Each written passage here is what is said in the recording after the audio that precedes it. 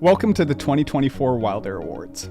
I'm your host, Jeremy Knipe, and this is going to be an exciting event. We had an incredible turnout for the competition and grew our submission count once again with 815 photos. Let me know what country you're from in the chat, as once again we got submissions from all around the world, and it's incredible to see all of these cultures and communities coming together. All this to say that the competition was high and the stakes were even higher, and you guys truly blew the judges out of the water. Before we get started, I'd like to take a moment to thank a few of the sponsors of this competition. Our head sponsor of the event is Cotton Carrier. Back in 2021, I was introduced to their G3 harness and immediately found it the most useful accessory in my setup. Cotton Carrier focuses on the idea of functionality and reliability when it comes to how a photographer carries their camera. And with Cotton Carrier, I've gone up hikes the steepest of mountains and longest of stretches. Their ability to leave you hands-free while being ready to use your camera at a moment's notice is unparalleled, and I'm honored to have them on as the head sponsor of our event today. Moving on to our core sponsors, Quick Camo is a camouflage gear company offering everything you need to stay hidden. Out in the field, when I'm searching to photograph a rare animal, I use their leafy camo suit, gloves, and hat without UV brighteners to stay hidden or less intrusive to skittish creatures. Titanium Micro produces some amazing high-quality computer tech and hardware. For 4 years now, I've been using their external hard drives and have always been able to count on my experience with them. On the go, I take their Titanium Mercury hard drive with me as it's tiny, portable, hardy, and transfers lightning fast. Topaz has been a staple in the wildlife photography community for a while now, and I've had many of my images enhanced by their quality editing software, and even some lost images completely saved by their newest photo AI. Lastly, the sponsor of our popular vote today is Hunt's Photo and Video, a friendly camera shop that has all the gear you need to move forward in your wildlife photography career. Most of these companies are offering amazing deals that are available in the description below. After the event, make sure to check out those links below if you're interested in purchasing, or you check your email post-competition that we will be sending out shortly. Not only did we have an amazing lineup of sponsors, however, but I couldn't be more excited than to announce to you guys the judges that we have for the 2024 Wilder Photo Awards. All of the judges that are wildlife photographers are not only amazing wildlife photography creators, but also great people I've gotten to know personally over time. So without further ado, let's introduce our judges. To start off, we have Evan Watts. Evan Watts is a phenomenal wildlife photographer based out of Yellowstone and focuses on capturing the incredible stories of America's oldest national park. With a specialty in grizzly bears, Evan's stories have captivated the world and brought nature right into people's houses on the screen. Next, we have Matt Shannon. Matt Shannon is an award-winning profound wildlife photographer and landscape photographer and is one of the best to learn from online at his YouTube channel or even in person at one of his many workshops he hosts up in British Columbia. Now we have Priyanshi Nahata. Priyanshi Nahata is best known for her incredible images across Asia and Africa and is an official Nikon ambassador for the Middle East and Africa.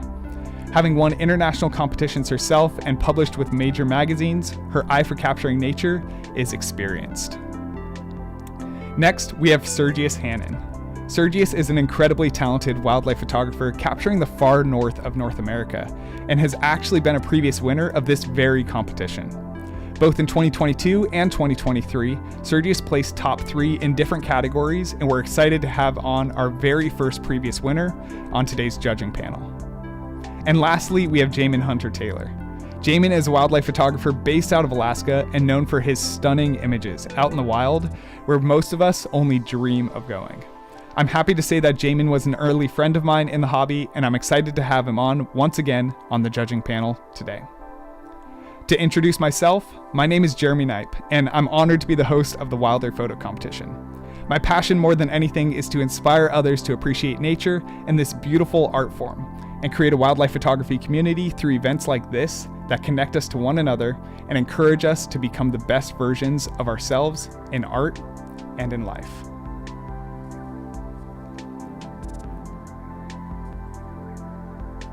If you aren't already, I'd highly recommend going to subscribe to each of these wildlife photographers' channels so that you can find more great content. Links are in the description below. We're going to get to the judging in a second, but before we get there, I wanted to fill you in on 4 exciting things that we have going on for you guys today during the live competition. Firstly, to state the obvious, but more so in case you're joining us here for the first time and haven't heard, we will be giving away a $1,000 cash grand prize to the winner today of the 2024 Wilder Photo Competition, as well as giving away $500 in cash for first place prizes and tons more in sponsored items. Secondly, this year's event went really well once again and was good enough to warrant us bringing on and funding a new category for next year's competition. So halfway through today's competition, we will be doing a vote live here during the event on which new category you all would like to see added on next year. We have 2 potential options up for decision, so stick around to see what those are. Thirdly, because each year the community has been so strong during this event, I decided to create a Discord channel dedicated to those who want to get more involved within a community of wildlife photographers and share photos and experiences. This will be a platform in which you can freely share photos with fellow photographers who are part of the group and receive either encouragement, if that's what you're looking for, or feedback, depending on your preferences. The Discord channel will be completely free to join, and you can find the description in the link below, or the link in the description below to access it. And finally, same as previous years, we will be doing a popular vote live during the event at the end of the competition, in which you all will vote the winner of. The person who wins the overall popular vote will receive a $250 Hunts photo and video gift card, so stay around so that you can put in your vote and have a chance to win. Now, before I bring the judges onto the stream, let's get into how the judging is going to work. Firstly, we will be judging the new photographers category. After that, the 4 main categories, including macro, creative, birdscape, and portrait, will be judged. Next, we will be doing our final round of the popular vote category. And lastly, we will be announcing the 2024 Wilder Photographer of the Year and Grand Prize winner. In the 4 main categories, as well as the new photographers category, judges will vote on a scale of 1 to 10 for each image judged according to the criteria they were given. These results will not be shown initially. However, the top 3 in each category will have their overall score announced, along with explanations from the judges of why they chose these scores. If there are any ties, judges will have a chance to say their thoughts and opinions, and they will reconvene, voting on the one image that they think is best, with the majority winning. This continues until no ties are achieved. Something important to note is that the judges do not see the same thing you all are seeing on screen. Their judging screen is anonymous to them with no names listed, and the judges cannot actually see the YouTube live chat either. So any messages you all are sending will not be read by them until after the event is over. So feel free to encourage one another in the chat, comment on the photos you like, and get engaged with it without fear of swaying the judges' opinions. Now, this is where the important part comes up for you guys. You all will be determining the winner of the popular vote category and who wins the $250 Hunts photo and video gift card. At the end of each category, we will be showing each of the 10 finalist images with a number assigned to each one up top. Each viewer will receive one vote, and the image with the most votes in each category will go on to our final round.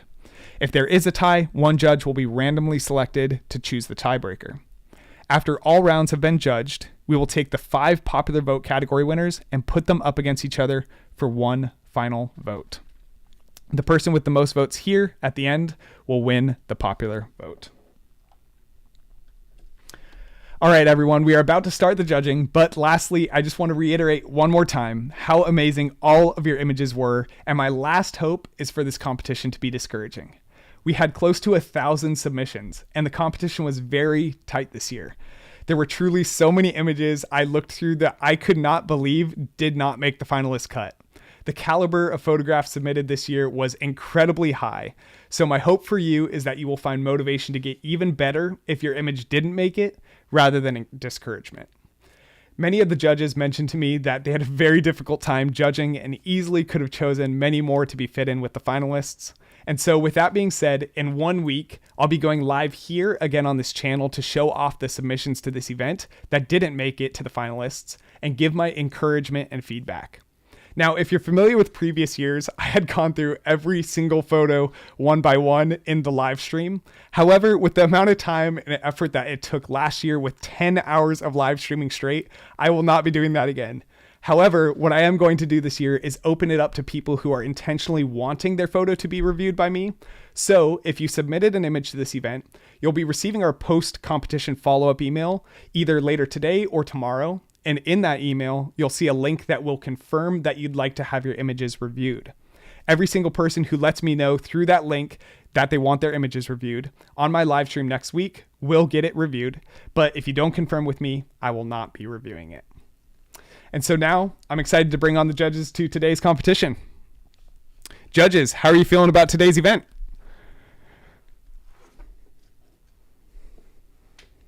I am very excited. Thank you, Jeremy, so much for giving me this opportunity to be one of the judges. I'm very excited to be here. And I'm also quite humbled already just by the amount of talent that's out there.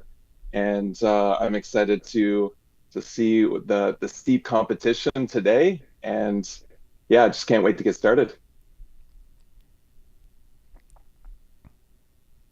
Yeah, I am just humbled to be on this panel with such incredibly talented judges here. And the competition, I've competed in this competition the last 2 times, and this is my third time participating, and I'm just blown away by the caliber this year.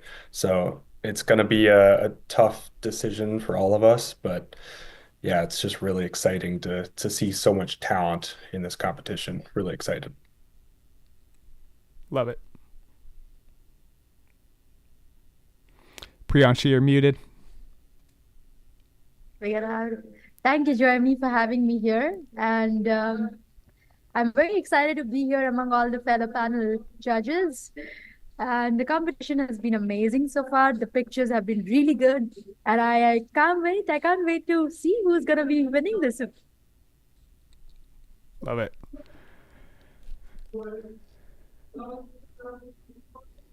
Like others have said, I am humbled to be here with this panel of judges. Just a great group of photographers here. And I am so excited to get into these images and with them. I've judged this competition once in the past before, and the images were incredible that year. But this year, it was even harder to select the finalists. There was just such a high caliber of images, and such a diversity of subjects in this year's competition. So very excited to get into these. Love it. Yeah, Jeremy, thanks a lot for including me. Truly honored to be counted among all these amazing judges. Everybody's got truly inspiring work, so it's an honor to be here. And yeah, I'm really excited to get into some of these images and stiff competition because all these submissions were amazing. So it's going to be fun to see kind of like how these stack up, and also very difficult to choose winners out of all of these amazing photos. So we have our work cut out for us. Yeah, I love it. Yeah, Evan and Jamin were both judges in our first year of competition, and what was incredible about then as opposed to now is back then I think we were at 323 submissions, and now we're at 815, which is just a huge amount of growth. So yeah, the competition is definitely more tense now, and I'm excited to see who the winners wind up being today. So thank you guys all for being here. And let's start by getting into the new photographers category. So we'll start out with the new photographers category and move through the categories as we get going. Also, for everyone in the live stream right now, just letting you guys all know that there's about a 20-second delay between me and what I'm presenting here and the live chat. So you guys are all in real time with each other, but I'm a little bit removed. So any, comments that I'm seeing from you guys, any questions, anything like that, it'll be 20 seconds before I actually get to attend to them. So just letting you guys know that in terms of how this is going to function. So let's start off with the new photographers category and get into that.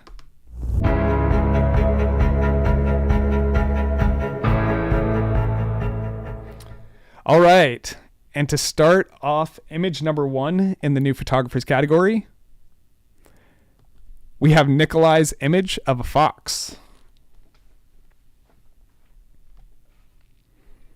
So what's going to be going on during this time is the judges are going to be giving us the results on the back end. They're going to be messaging in the results to the person we have calculating all of the scores on the back end. And after they do that, we will move on through each image. Love this image. It's incredible to see the quality of images submitted by the new photographers. I mean, every year that always blows me away, but this year was even better, it feels like, than the previous years. And I'm just amazed to see people that have been doing this hobby, doing this passion for 2 years or less, being able to compete at this high of a level and create this good of art. So very, very impressive.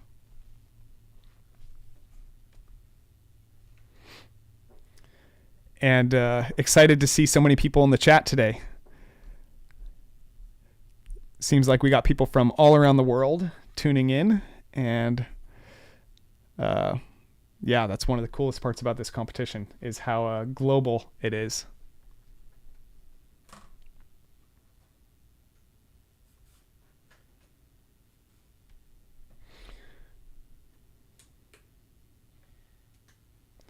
All right, judges are getting images calculated right now.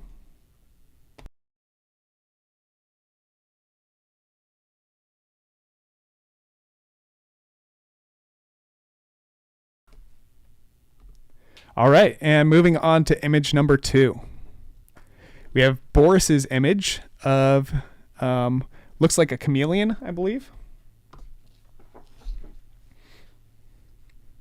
If you guys follow me, you know that these are, I'm a bird guy, so I can probably identify all the ABA species birds, but beyond that, I'm going to have to throw out general names.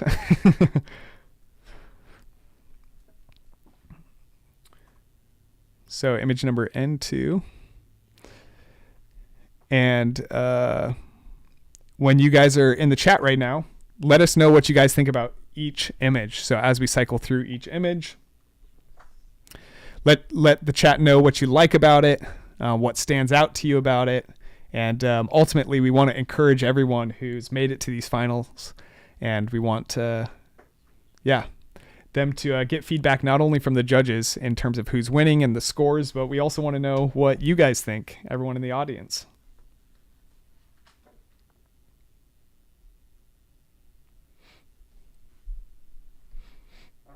All right, and we're good there. So we got image number 3. Image of the hummingbird drinking some water droplets, most likely coming out of a fountain. Pretty impressive to capture a moment like this, especially as a new photographer.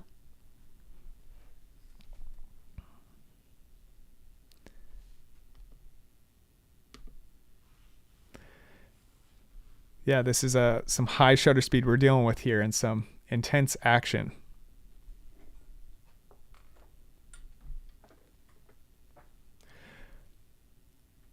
All right, and moving on to image number 4 in the new photographers category. We have this image of some sort of kingbird catching a dragonfly flying by. Impressive moment to be able to capture.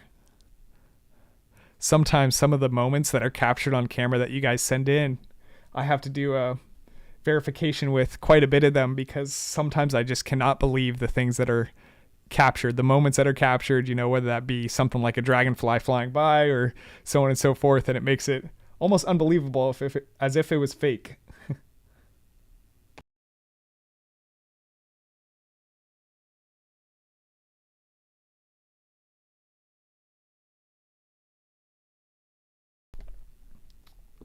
All right, and moving on to image number 5. We have the image of 2 bears snuggling up together.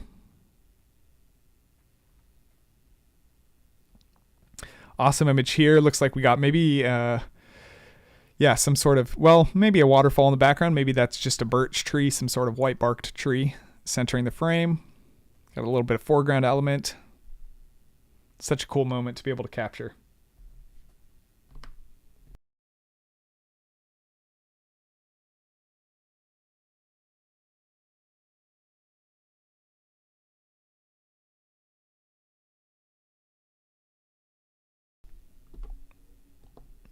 All right, and image number 6 in the new photographers category.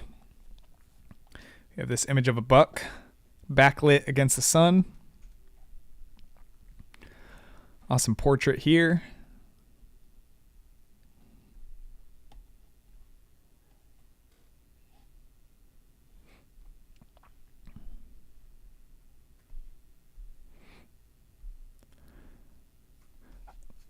I love how each year it feels like our diversity of subjects being captured is expanding, not only in terms of types of fauna, but also in terms of where they're located around the world. All right, and moving on to image number 7. We have the image of the Anna's hummingbird here. I believe that's an Anna's hummingbird. Stretching. Getting fluffed out. Some great backlighting coming through those wings specifically.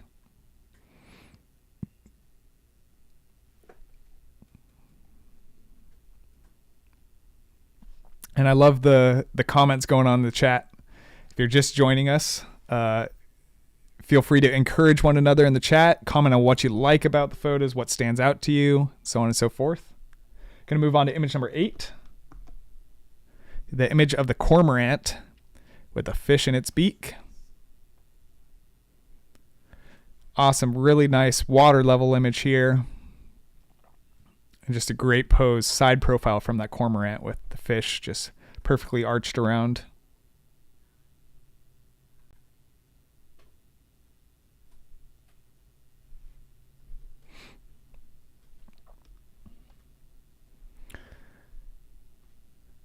All right, and moving on to image number 9. Image of a great egret. It's a very foggy, washed out scene. Isolating it really from an exposure standpoint.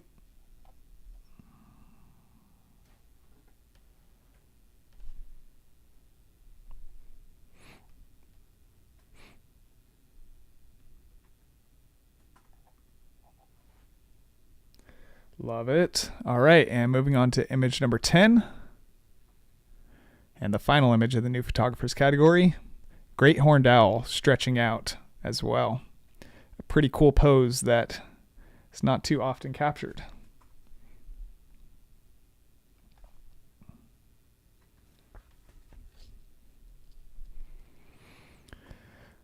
All right. So, as a reminder, once again, the judges are finishing up on this image, but we will be going through these images one more time. Now, as we go through this next time, feel free to remember each number of the photos. So, for example, this photo is image number N10. So at the end of showing all 10 images, you'll comment which one you liked the most into the chat here. So wait until I get through all 10 images. We'll cycle through one more time. You can pick out which one you like the most. And then when I say go and I put the timer on screen, you guys will put in image number N10, N1, N5, N3, N7, whichever one it is that you guys choose to vote for. And we'll calculate up who the winner is of the popular vote for the new photographers category. So, moving back to image number 1. Image of the fox. It's the green, dark green scene. Got image number 2. The chameleon resting gently on the end of that leaf there.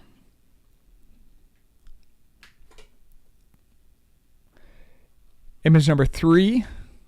Hummingbird catching the water droplets in the middle of the air.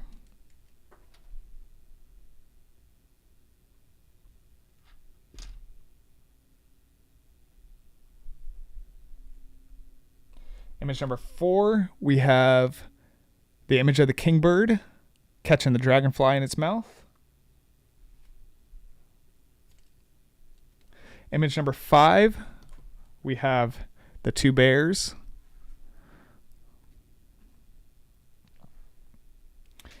Image number 6, have the buck backlit.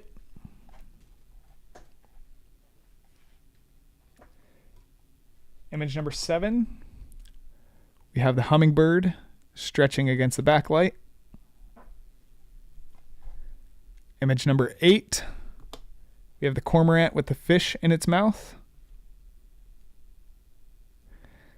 Image number 9, we have the great egret amidst the foggy scene. And image number 10, we have the great horned owl staring down the camera. All right, wait a moment. Okay, and we'll be putting the timer on the screen, and you guys can put your votes into the chat starting now. All right, let's see what you guys wind up voting on. It's an intense set for the new photographers category. It is amazing to see the quality of images in just the new photographers category so far. Cannot wait to see what winds up coming next. 3, 2, and 1. All right. No more votes submitted into the chat. And we're going to be tallying up these votes on the back end. And as we do so, we are going to be going through the first, second, and third place winners for the new photographers category. Wow, so exciting. I miss this event every year, you guys. This is such a cool thing we get to do. All right, so let's bring the judges back on. And I got some exciting news. So to start off, we do have a very distinct and clear third place winner, but we have a tie between 2 images for first place. So what we're going to do is we are going to announce the third place winner, and then we'll have to do a recast of a vote between images 1 and 2. So let's start off by announcing the third place winner. Are you guys all ready? Let me know in the chat if you're starting to feel the energy and get excited. All right, so third place winner of the new photographers category. Coming in third place for new photographers category in the 2024 Wilder Photo Awards is Leo Dale's image of the great horned owl staring down the camera. Wow, what an incredible image. This is image number N10. Judges, I'll have you come on in a second and share some of your thoughts about it, what you liked about it. But wow, what a cool image and what a cool stare down from this owl that's going on here. Judges, any thoughts that you'd like to share about image number N10? What stood out to you about it, what you liked about it, and why you believe that it's worth this placement? We'll give 2 or 3 thoughts from the judges. Well, the eyes really, when you take a look at the image, say if you pop it up on your screen for the first time, I always like to see where my eyes kind of go to first, and then if there's any distractions, where my eyes might go to. And of course, it draws you right into the eyes. And then the colors are very complementary. And obviously, the eyes really stand out. I also love the talon kind of coming up. Its position, even the lighting in the back is nice. It's not too distracting. So overall, this is a very well done shot. Definitely something that I would be proud to have taken this image. So fantastic, well done. That's amazing. I love that. That's great thought. Another judge. Yeah, well said. I don't know if I could add anything as interesting as what Matt said. It's great work. Really nice. My eyes are definitely drawn to the eyes for sure. That's really great. Yeah, those orange eyes definitely stand out. I think as well. Another thing Oh, go ahead, Sergio. So what I really like about this image is just the choice of shutter speed. So it's just fast enough to capture the talon perfectly sharp, and the eyes, you've got that amazing eye contact. But you're also showing the motion of the wings as he's kind of fluffing out his wings. So you've got a little bit of motion blur, but it's just the sweet spot where you get everything else in focus. Really well done. I love that. Evan, you have a last thought to share? Yeah. I mean, the pose for this totally makes this image. If it was just a perched owl, it would still be a great image, but I think the pose is what makes it award-winning here. And to go a little more in depth on the eyes, I know everyone's already talked about it, but I love that the photographer didn't go overboard on the colors in the rest of the image. So the grays and the browns and everything are somewhat muted so that the eyes pop out even further. Those yellow eyes pop out even more. I love the edit on that. So I love it. Yeah, that's awesome. Thanks for sharing those thoughts. Wow, what a cool image and a great placement for third. So congratulations, Leo. And that's a great image. Go ahead, Priyanshi. I think nobody has left anything for me to say. Everybody's already added up the perfect stuff, but I will still say I love the fact how the background is it's matching so well with the owl. I love the bouquet. I love how the subject is looking into you, and the talons, as I mean the talons, of course, what you guys have already said. Not much for me to add on to, but yes, it's a beautiful shot. Yeah, I love that. Thanks for sharing those thoughts, Priyanshi. That was great. Cool. So now we got images. We have 2 images up for first place. So one will get first, one will get second. And yeah, if Leo, if you are in the chat, a lot of times people like to share up their social media handles or whatever it is for a lot of these winners. So Leo, feel free to share up your stuff if you are in the chat today, joining us. But we have 2 images competing for first place. So what we're going to do is we're going to judge these 2 again. And judges, what you are going to do is between these 2 images, you are going to give it a first or a second place. You're going to put it into the calculation the same way you normally would, but just give one a first and one a second. And the one with the lower score in this case will wind up winning. Does that make sense? Okay, cool.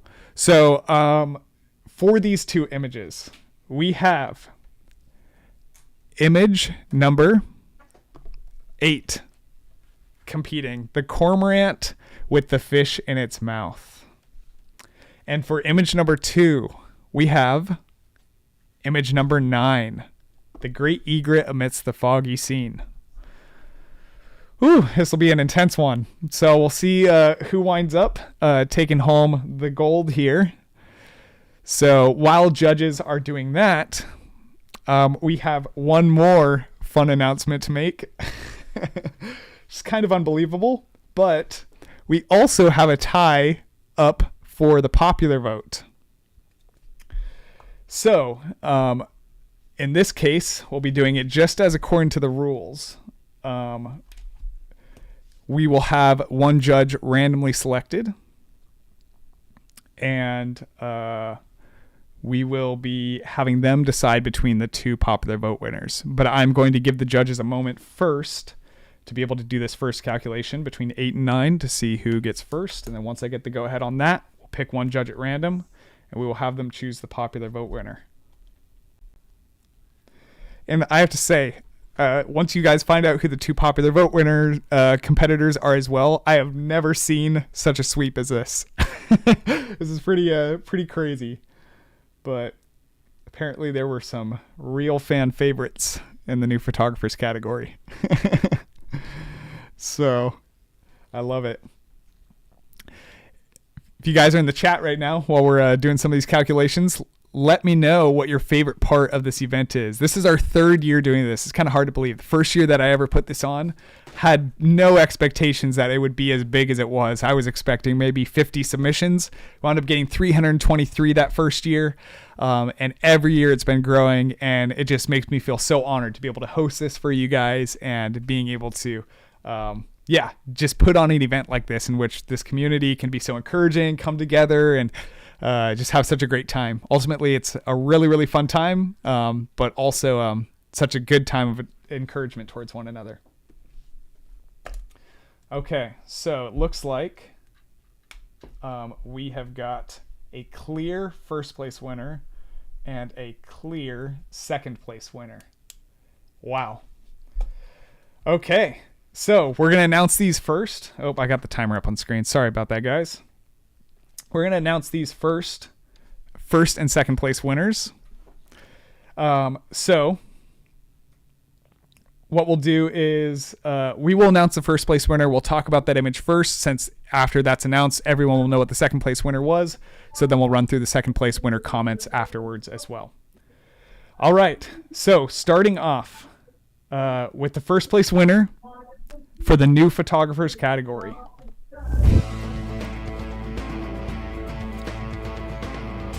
The winner of first place, the new photographers category in the 2024 Wilder Photo Awards, is Murtaza with her image of the great egret amidst this foggy scene. What an incredible, incredible shot here. Wow. Judges, can you tell me a little bit more about what you like in this image? Well, I think it kind of has a painterly feel, something that you would definitely see hung up in someone's home, like a great print, just because of, I think a lot of the negative space is just that atmosphere, that fog and stuff. And obviously the subject really stands out, not only above the water, but in the reflection. And then of course, that subtle bit of color, that orange, that you kind of zoom in to getting the head to more of a connection with the wildlife. And yeah, it's just, I can see this as a print, up on a wall. Love it. Yeah, I love that. Yeah, I love the composition, all the negative space for the great egret to look out into on the right side of the frame. You've just got such a beautiful morning with calm water for perfect reflections. I just love the overall mood of this image. You've got great subject isolation, despite the fog, it's more of a dark gray, whereas the egret, the white on him really just pops against the background. Just a stunning image that I would also love to have on my wall as well. I love that.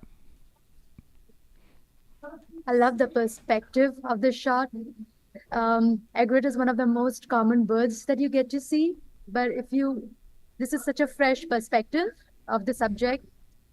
I love the angle, the composition, and I love how technically the exposure has been here. It's difficult when you have a foggy background and to match that with a white color subject. So technically, it's point on. Yeah, I love that. That's a great thought there. It's difficult. One more thought from another judge. Evan, you want to go ahead? Yeah, I love the simplicity here. It's really hard in wildlife photography to get an extremely uniform and simplistic background and an extremely uniform and simplistic foreground. And the photographer here was able to do that. I mean, you just have, much like Matt said, a very painterly feeling to this image because of how simplistic the background and foreground are.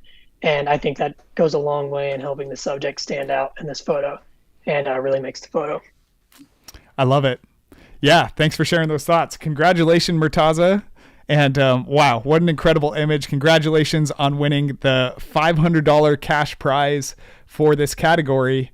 Yeah, as the winner. And also the quick camo. I forgot to mention the prizes earlier as well, but also the quick camo bundle that'll be coming with it. So congratulations on that.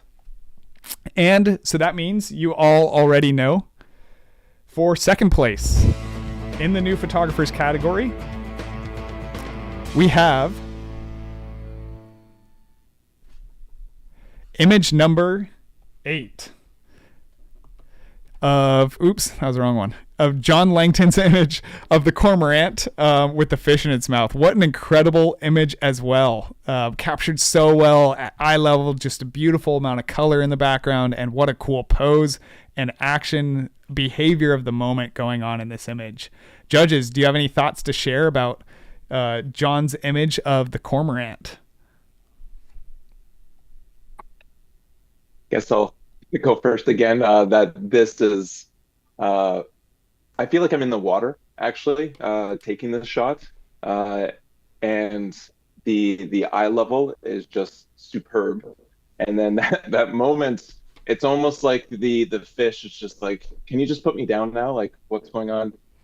So seeing the eye of both the fish and the cormorant is just amazing. I just think that the depth of field, everything is tack sharp. It's a beautiful moment, maybe not for the fish, but definitely for the viewer and for, I'm sure, the photographer in this case. So well done. That's a great shot, and I love the low angle.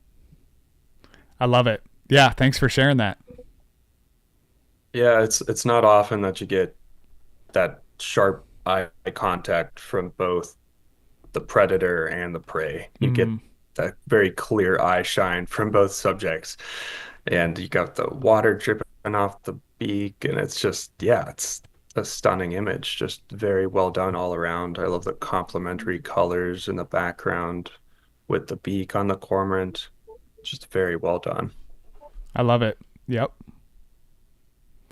I love how the perspective of this is the composition, the angle, the colors. It's an amazing catch, not only for the cormorant, but also for the photographer.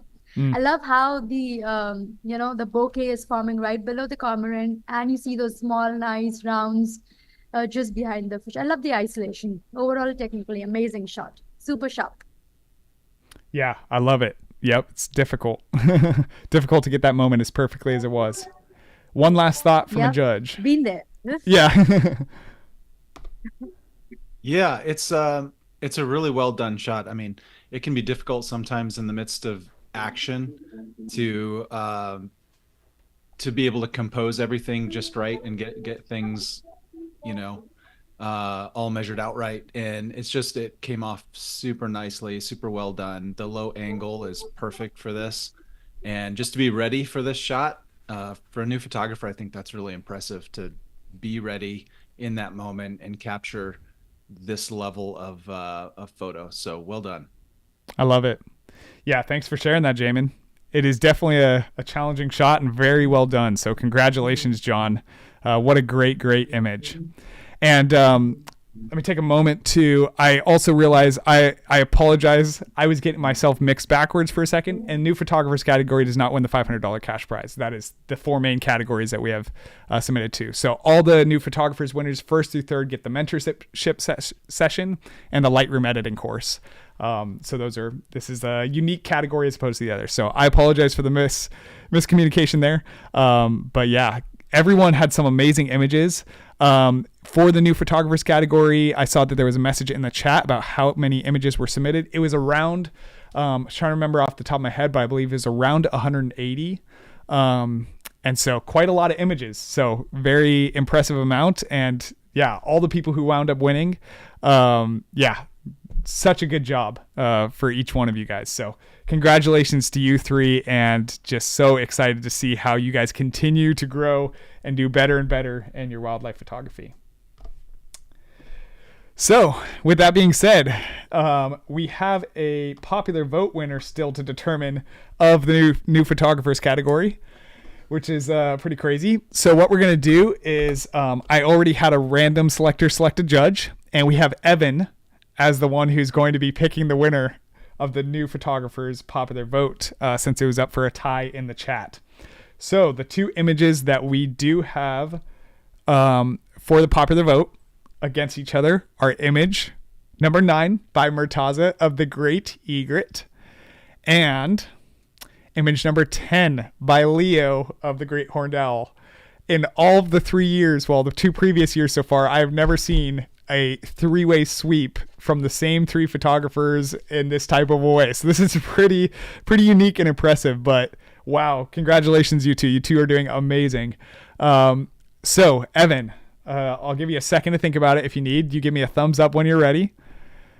And we'll be seeing who winds up winning between these two. So once more, I'm going to cycle through them. We have Murtaza's image of the Great Egret that just took first place in the category. And we have Leo's image that just won third place in the category. All right. Looks like Evan's got a vote. Evan, you want to share your vote with us and why?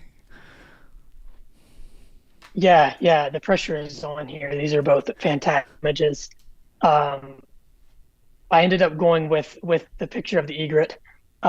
And the reason for that is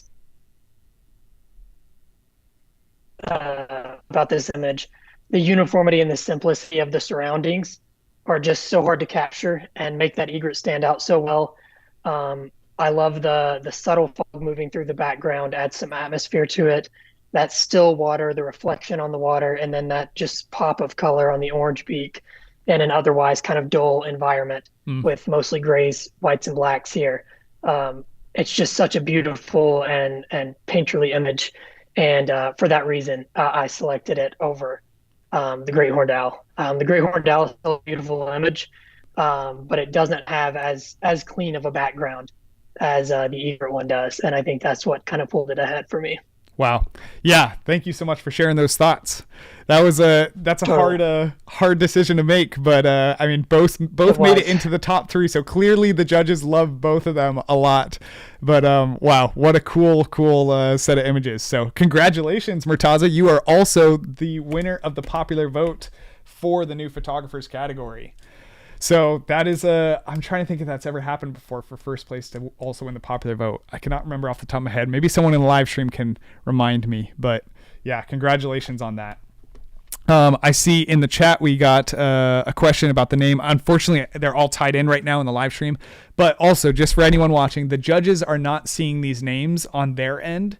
So they are not watching what you guys are watching. They don't see the names of these people who submitted until after they've already been announced and they've won. So that's to ensure as fair as possible as judging as we can. So their images do not have any names attached. They don't know who submitted any of these images so far. So yeah, but yeah, great set of images. Congratulations to all the new photographers winners, and wow, what a cool set of images. So moving on to the macro category for today's competition. Let's go ahead and pull that up. So starting off our macro category for the 2024 Wilder Photo Awards, we have image number 1 of this spider. Nice dark and moody image of this spider looking out into the distance.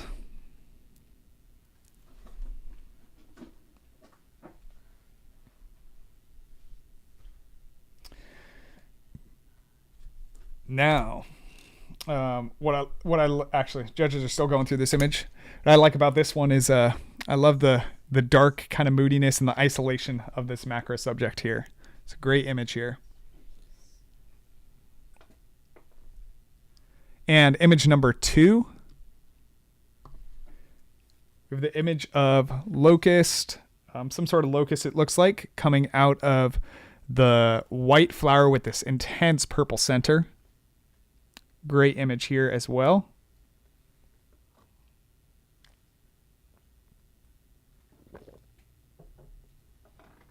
And again, comment up in the chat what you like about each of these images. We want to make this an encouraging and exciting live event for everyone involved. Especially these finalists deserve so much credit for making it this far. And so, wow, what a cool image here we got going on.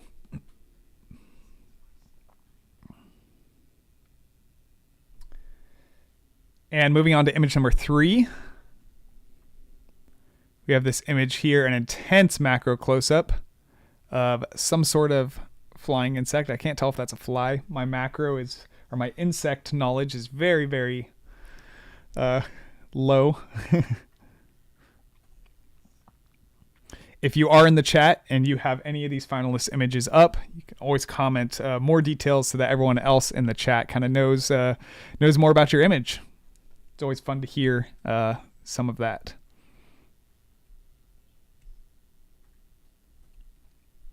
What a cool image. Love the purple versus the green contrast in it. Kind of the orangish of the body.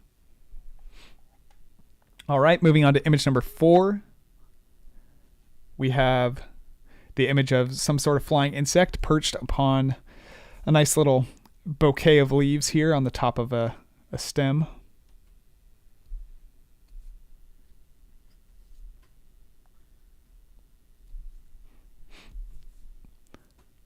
Love seeing all these macro images this year. So our macro category, for those of you who don't know, who haven't been here on previous years, is a new category for us. It was the category voted on last year. Moving on to image number 5. We have this intense image here. Moody scene of a jumping spider, it seems like. Really nice and up close. An intense blurry background. Fade out on this subject. But yeah, macro photography was the category voted on by you guys last year to be added for this year. So I'm excited to do another vote to add on another category this upcoming year. After that, we will probably take a break, at least for a year or two, as we can't consistently be adding new categories, but figured as soon as we can get up to 5 main categories is good. So moving on to image number 6. The image of the 2 frogs on this purple flower. Kind of hidden and tucked back in behind that petal there. Some nice color contrast. I love the thoughts and the comments in the chat. It's really cool to see what everyone is sharing, what they're liking about it. So keep that up. Really is the heart and soul of this event. Moving on to image number 7. We have this reptile curled up nicely on this leaf here. Gorgeous set of autumn leaves kind of splayed across the ground.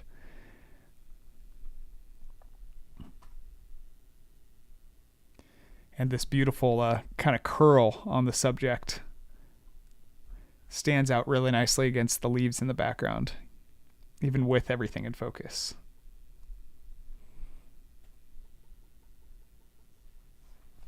And moving on to image number 8. The image of the frog peering over the edge of that leaf there. Got a nice little fingertip kind of moving over the rim of that leaf there. So what a gorgeous little moment to capture, and the shadow of that frog is really what stands out in this image.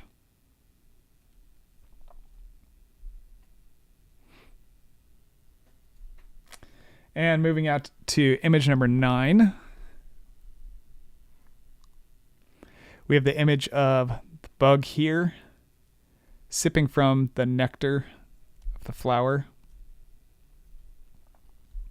Got some intense colors here, some good isolation on the subject and the action and the scene going on. Overall, just a great, great image here.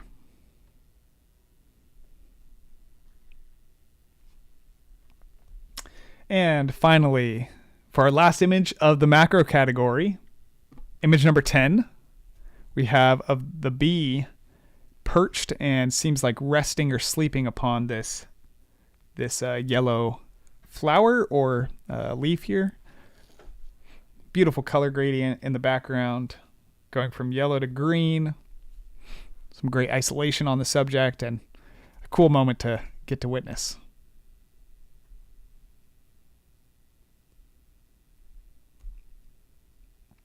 Wow, what a good set of images. Yeah, the macro category really impressed me this year. I didn't know, what to expect, how much of, the wildlife photographers are really going to be involved in macro, but man, we got some really incredible images in this macro category for submission this year. So really excited about all those. What we're going to do now is we're getting those final votes kind of calculated up for these judges. We're going to go back through the photos one more time. And we're going to take a look at the images one more time so you can remember which image you would like for the popular vote. To explain it once again for anyone that's new onto it, we'll cycle through all the images. Don't submit your vote until I say go and the timer pops up on the screen. But once the timer pops up, you submit into the chat the number of the image that you would like. So for example, it might be M2, M7, M8, M1, whatever number it is that you like the most, you get one vote and you get to submit that into the chat. So going back through the images one more time, we have image number M1. We have image number M2.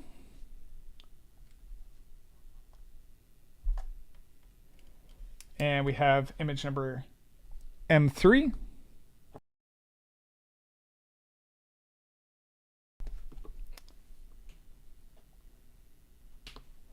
And we have image number M4.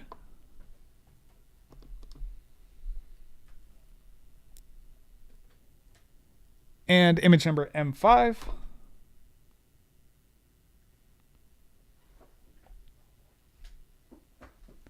Image number M6.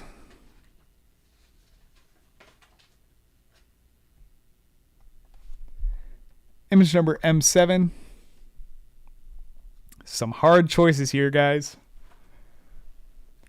It's the best part about hosting this. I don't got to make those decisions. Image number M8.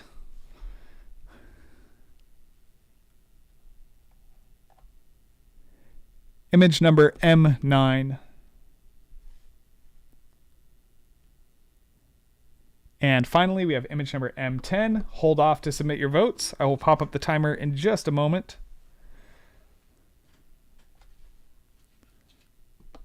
All right, and the countdown begins now. All right. Wow. Judge results are in as well for the macro. And dare I say we have one more tie.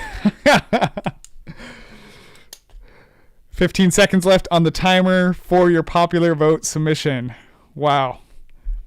Someone let me know. I actually don't have it pulled up right here, but let me know how many images we have pulled up or how many viewers we have during this live event right now. All right, and time is up for your popular category submissions or votes. Bring the judges back on here. Got the judges on. All right, so while we tally up the popular vote for the macro category, we are going to announce the winners of the macro category for first, second, and third place.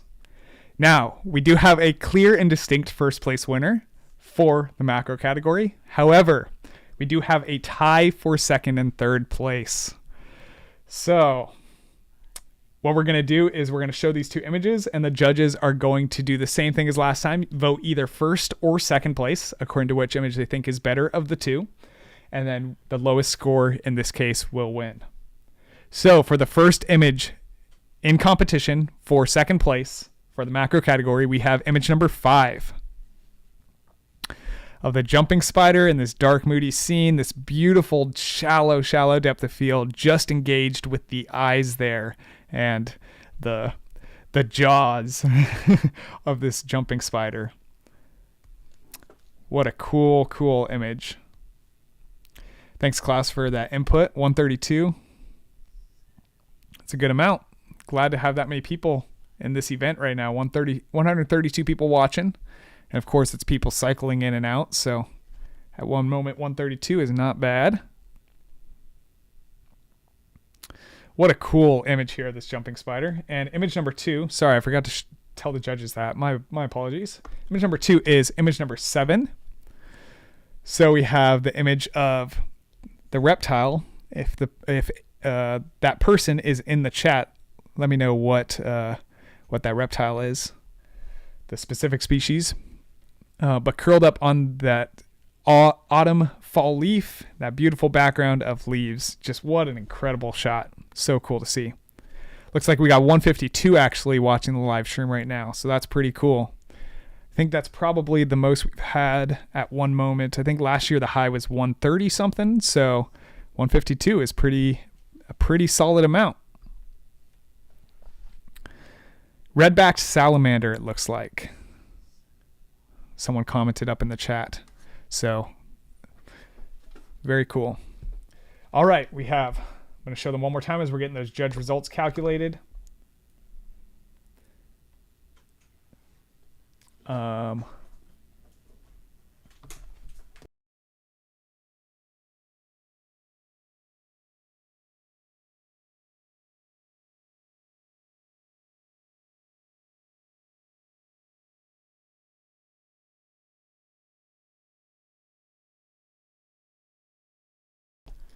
Okay, so I was just talking with the back end right now, and I think what we're going to do actually is we are going to do the popular vote announcement first, because we do have a clear winner there, and it's going to take a second still to get that judge vote in. So we're going to do the popular vote winner for the macro category. All right, so let me get this prepped. Okay, what a great set of submissions, guys. That was impressive. So the popular vote winner for our macro category in the 2024 Wilder Photo Awards, sponsored by Hunt's Photo and Video, and up for the running of the $250 gift card is Mike Gilling's image of the jumping spider.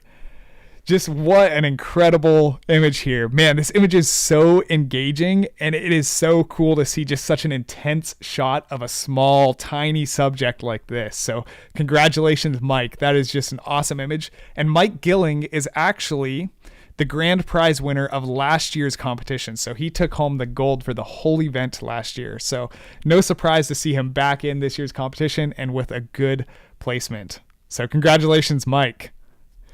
Let Mike know up in the chat what you guys like about this image, what stands out to you guys about it. And yeah, we will save some judge comments on this one because it will get commented on in a second, because it is also up for the running of second place. But yeah, congratulations, Mike. All right. And we have got this about prepped now. Okay. We got the results in. So let's start off by announcing second place. Are you guys ready for this? Second place winner of our macro category for the 2024 Wilder Photo Awards, sponsored by Topaz Labs and winning a copy of Topaz Photo AI, is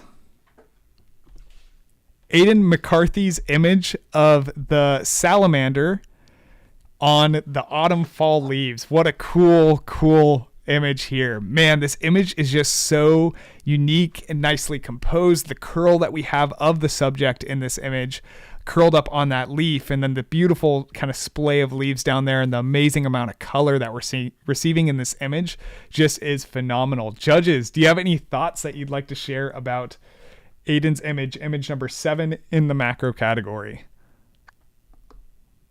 Well, the it's that. Let's, Go ahead. Jamin, go sorry. ahead. Yeah, I love the composition, first of all. Like, it's really well thought out. Like, just how everything is composed here, with the salamander kind of just off on its own here. Like, it kind of forces your eye to take in the whole thing, but then that salamander does draw your eye in, and all of the colors being highlighted on that one leaf, and everything else kind of looks like maybe it was intentionally burned down a little bit around the edges, which is great. And so that light directs your eye right there. So it's just all around. It's a really, really nicely done image. Very sound. Yep. Matt, you want to go ahead and share your thoughts?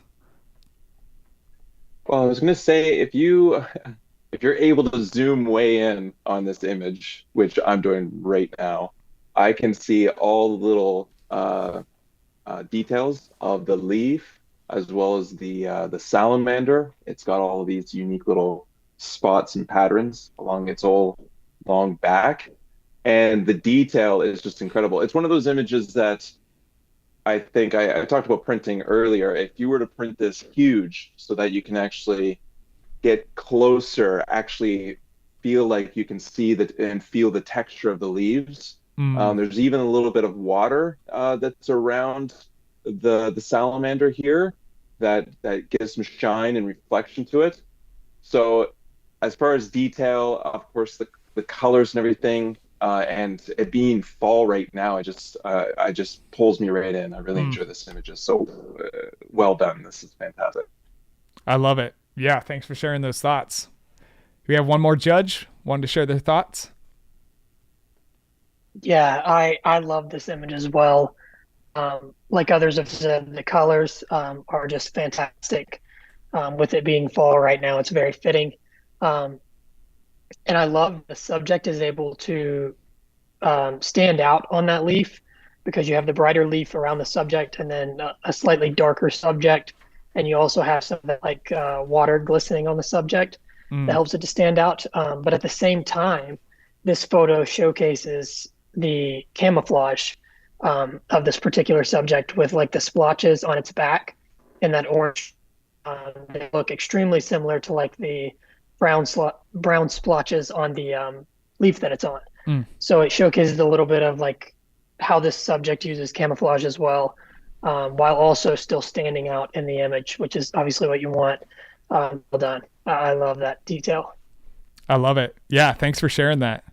Awesome image, Aiden. And yeah, what a cool image. And I think macro category, really what we're looking for there is an image that makes the small and intimate and detailed world stand out.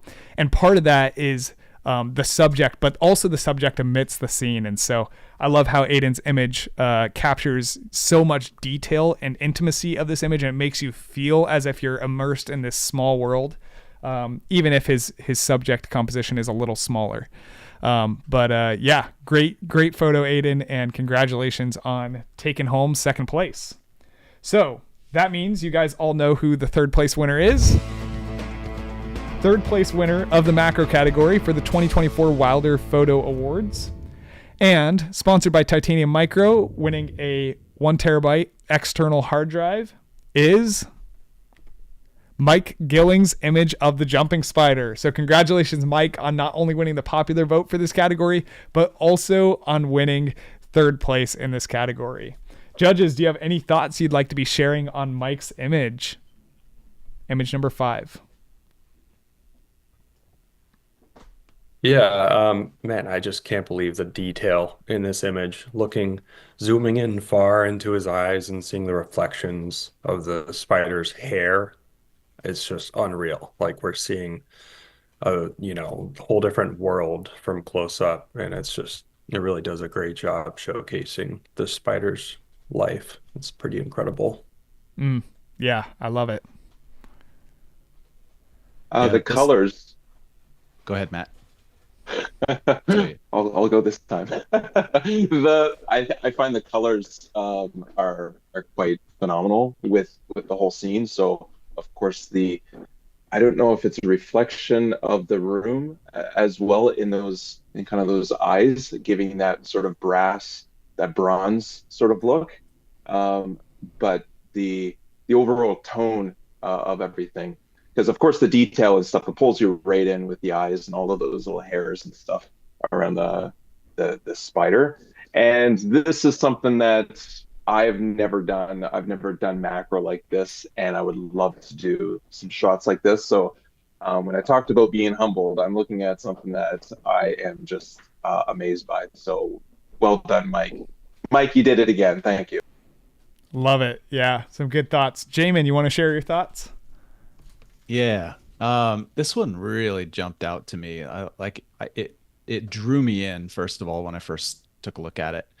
Um, I think just like the eyes and the mandibles on the spider, like having those kind of the brightest of the scene clearly draws my eye in, but then everything else kind of melts away and it's captivating. It really is a captivating photo. The color palette is really dreamy and just kind of contrasty and makes it really nice. And I got to say, I think the macro um, category was kind of the thing I was the most impressed by, just because like I don't do a lot of macro, and to see the level of photos that came in was just like, yeah, Mm, it's amazing seeing yeah, some of these guys' work. But yeah, beautiful photo. I love the detail even in the eye. You know, you get like these kind of lines and everything, and so this whole photo is really it's kind of like a feast for the eyes. You know, you just keep looking around, being like, "Wow, this is really amazing." So mm, really nicely done. Great job.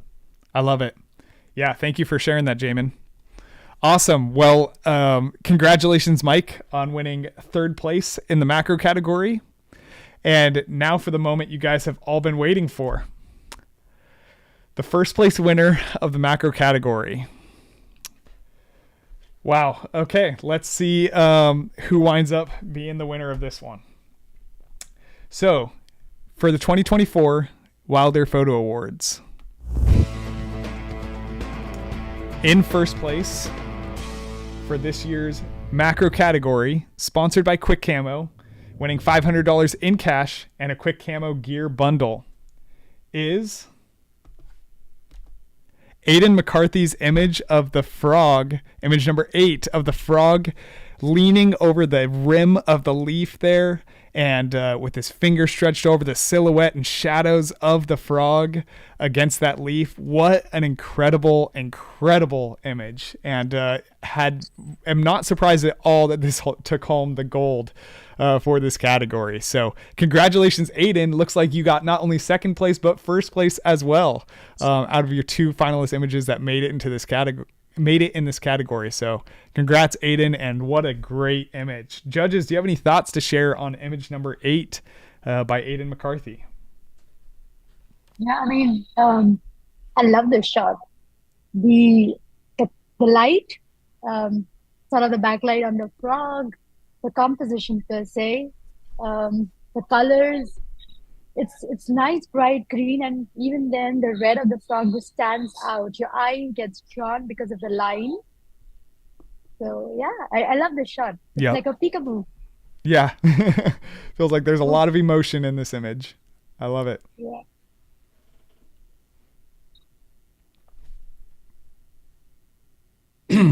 Oop, there I am. Yeah, I love the use of natural light. I know a lot of macro photographers will use flashes, and that's sometimes the only way to show off a subject.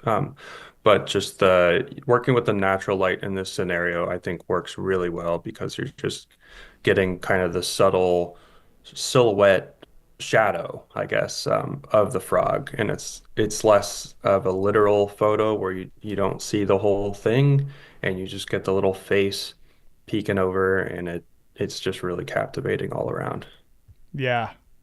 Yeah, I love it. It's hard not to like anything about this photo. Like, it feels like everything is just almost as ideal as it can possibly get in this image.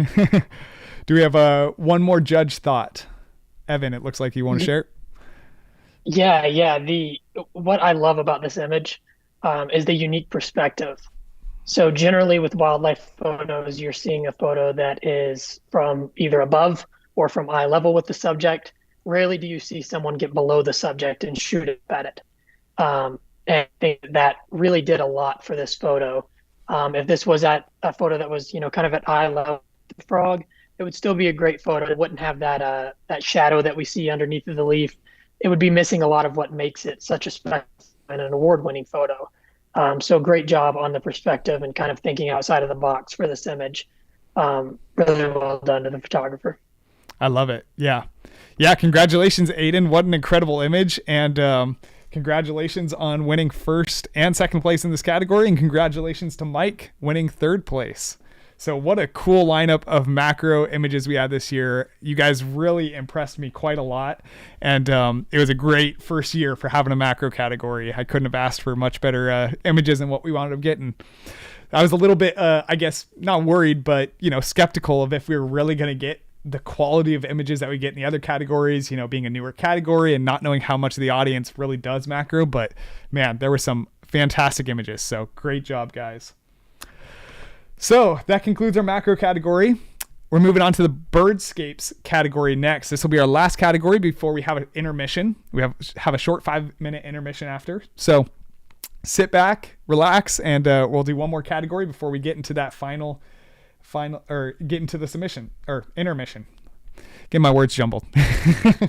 So for our birdscapes category,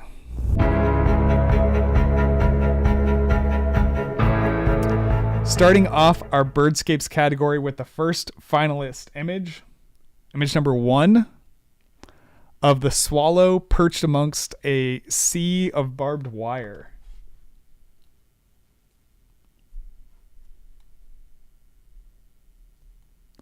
What an awesome image here, and an image that I think a lot of us would pass up often because we typically see a bird on a fence or something like this and we just, it's just a bird on a fence. But captured in an interesting way like this with an interesting level of depth can make it pretty unique. Got some nice blue sky, white little clouds popping up here and there in the background. Moving on to image number 2.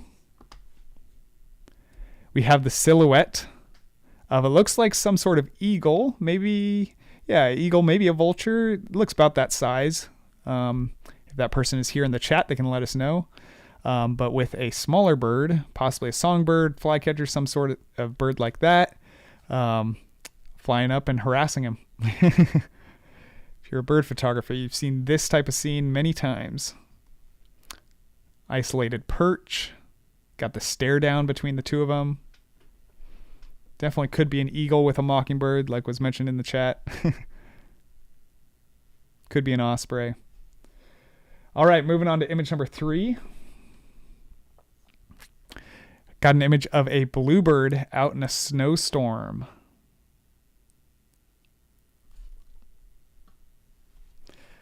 Love the environment of this image. Got a great environment here. Got a nice isolated kind of scene with the subject perched atop the scene and all the color contrast between all of it to stand all of it out. If you're just joining, make sure that you let people know in the chat what you like about each of these images as you're seeing them, what stands out to you, what you think looks good in them. Want this event to be encouraging to all the finalists who've made it and really encouraging to everyone who's submitted. Moving on to image number 4. Have the image of 2 emperor penguins, emperor penguin adult and chick, hunched over, curled up, out amidst a beautiful Antarctic white scene.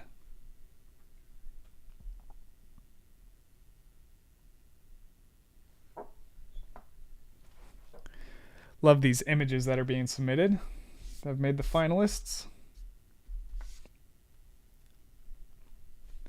Moving on to image number 5.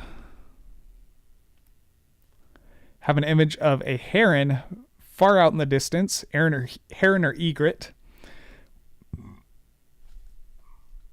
against a beautiful sunset colored painted sky and some nice foreground hiding a lot of the scene except for where the subject is. Helps it stand out.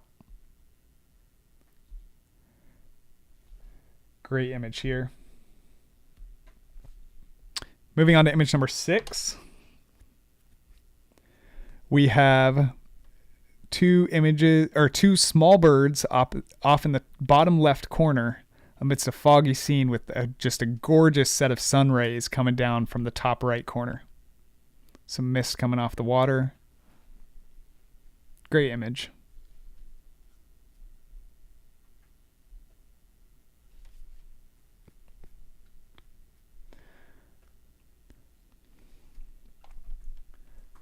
All right, moving on to image number 7.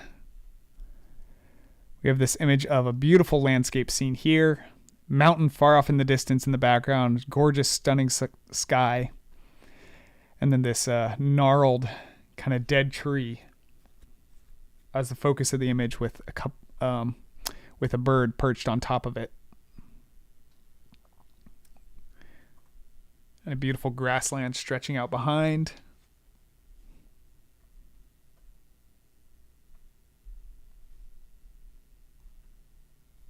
So beautiful, beautiful image here.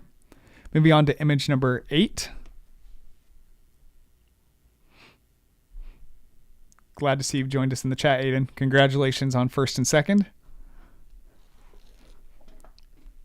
Got image number 8 here of a couple of silhouetted waterfowl flying off in the distance. Then you've got a row of egrets and heron below that. Interesting contrast and scene here, and a gradient going through the image and all of that. Some good layers.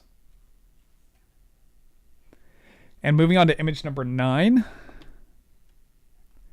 we have an image of a bunch of birds off in the distance, silhouetted and flying against this beautiful, beautiful sunset sky.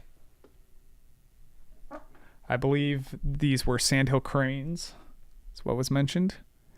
And the sun, the detail in the sun and skies is just awesome.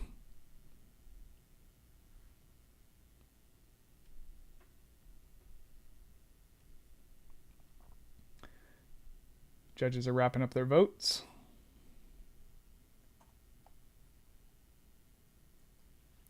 And moving on to image number 10.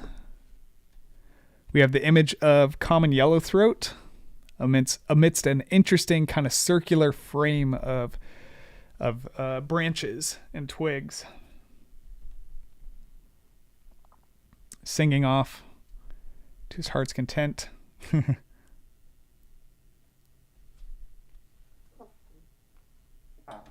Beautiful image here as well.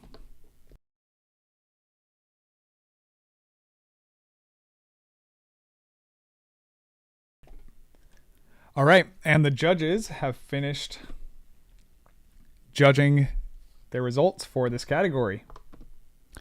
So, as we get those tallied up and calculated on the back end, what we're going to do is go through each of the images one more time if you're just joining us here for the popular vote. And for this popular vote, I'll cycle through all 10 of them first. Do not submit your vote until afterwards and the timer comes up on screen. When I say go, then you can submit the number of the image that you want to vote for into the chat. You get 1 vote per person, and you can submit into the chat which image you are voting for. So for example, it would be image number B2, B7, B5, so on and so forth. All right, so starting off with image number 1 in the birdscapes category.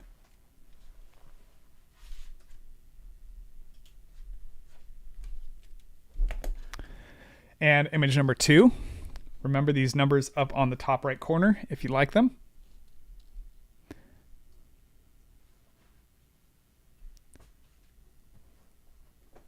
Image number 3.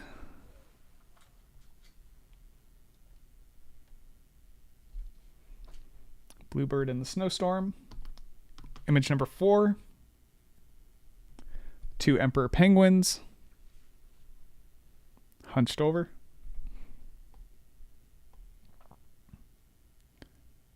Image number 5.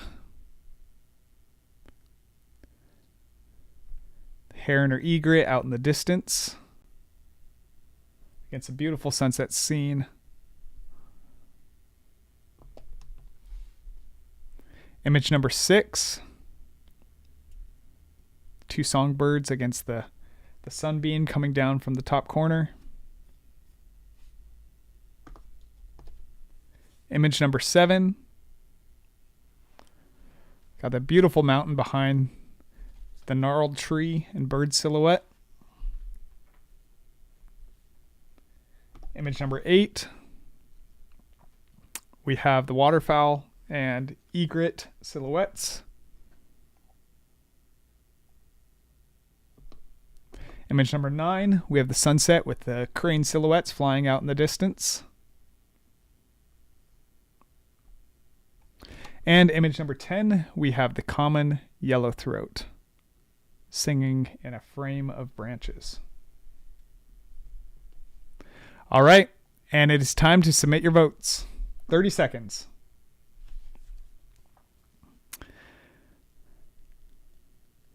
And just so everyone knows who's watching, I don't think I mentioned this before, but the judges are viewing all these on the big screen in much higher quality and resolution than you guys are viewing on this live stream. It's not compressed, so they're making sure to get all the nice little details figured out and looked at. 3, 2, 1. All right, popular vote is over. Okay, so as we get that popular vote tallied up, we're going to walk through first, second, and third place winners for the Birdscapes category. Congratulations to all the finalists who made it this far already. It was an intense category. I think there was around 170 or so submissions as well this year. And so intense amount of competition. And it was a lot of amazing images that easily could have made the finalists as well. So let's start off with our third place winner. We do have clear winners in first, second, and third. Let's start off with our third place winner for the Birdscapes category. This year, coming in third place for the 2024 Wilder Photo Awards in the Birdscapes category, sponsored by Titanium Micro and winning the external hard drive, is Grant Webster's image number 9 of the Sandhill cranes flying out silhouetted in the distance. Wow, what a cool shot. Such a cool image. And you see, I feel like a lot of silhouette images of birds flying out in the distance a lot, but I think what makes this one really unique is the amount of detail in the sky and in the sun that looks like it is just painted. Amazing, amazing image, Grant. Congratulations on taking home third place in this category. And judges, you have any thoughts to share about Grant's image? Yeah, it's stunning. It looks like it was captured with a telephoto lens to be able to get that sun so large. And then, of course, on the big screen that I'm viewing it on, you can see that there's, hundreds of birds. Like there's just flocks and flocks of birds that are just moving through the scene. And so it's just a fantastic moment. And also when you're out in the field looking, behind your camera, sometimes it can be hard to know whether things are going to be blown out or too dark. And it's nice to be able to have the clouds, I think, where they're at, for that sun to get that perfectly nice glow. And the whole scene is quite nice. So well done. I love it. Yeah. And that's a good point too. Depending on what you're viewing this competition on right now, if you're viewing it on mobile, computer, TV, you may not see the tinier silhouettes of birds cast against the sun or in between the larger flock of birds up top and the bottom. And so that's good for you pointing that out. And yes, have an amazing amount of birds in that image. So awesome image, Grant. Any other judge? I love how when you look at this image, your eyes are first drawn to that closest flock of birds, and then you go to the second flock back, and then the third, and you kind of get drawn deeper and deeper into the image and into Mm, the layers of it. The longer you look at the image, and the more you kind of realize the scale of just how many birds are in this image. But you don't realize it at first because those birds in the furthest back are really small. So it's just really well done in that the birds are small enough to kind of hide from you when you first look at the image, but big enough to be noticeable the longer you look at it and get more and more drawn into it. So really well done. I love it. Yeah, that's great. And I think, Jamin, you had a thought to share? Yeah, I was just going to comment on how, first of all, what's been said is, how many layers to this there are, but also like you get this really magical sense of movement with the clouds and the birds, and at times like uh, Mm, the clouds kind of match or mimic how the birds are flying, and so you get this mashup of these textures and colors and patterns, both the birds and the clouds, and how they work so well together. And it really just your eye just wants to consume the whole thing, mm. and so I don't necessarily think there's any one thing that's competing for attention. You just want to like just take it all in, and uh, it's just an incredible scene. It's almost like you can feel yourself there, just watching this unfold. Really, really nice. Yeah, I love it. Yeah, I love all your guys' comments. And yeah, it really does feel like this photo. It just feels like there's more and more to explore the longer you look at it. So, congratulations, Grant. Amazing, amazing image here that you've submitted. And congratulations on placing third place in the Birdscape category. I believe Grant Webster was our overall popular vote winner the first year we ever did this competition. So I think he got first in the popular vote that first year. So amazing photographer, and congratulations on making it today. All right. So now that we've got third place, let's move on to the second place winner of the Birdscapes category. So our second place winner in the 2024 Wilder Photo Awards for Birdscapes, sponsored by Topaz Labs and winning a copy of Topaz Photo AI, is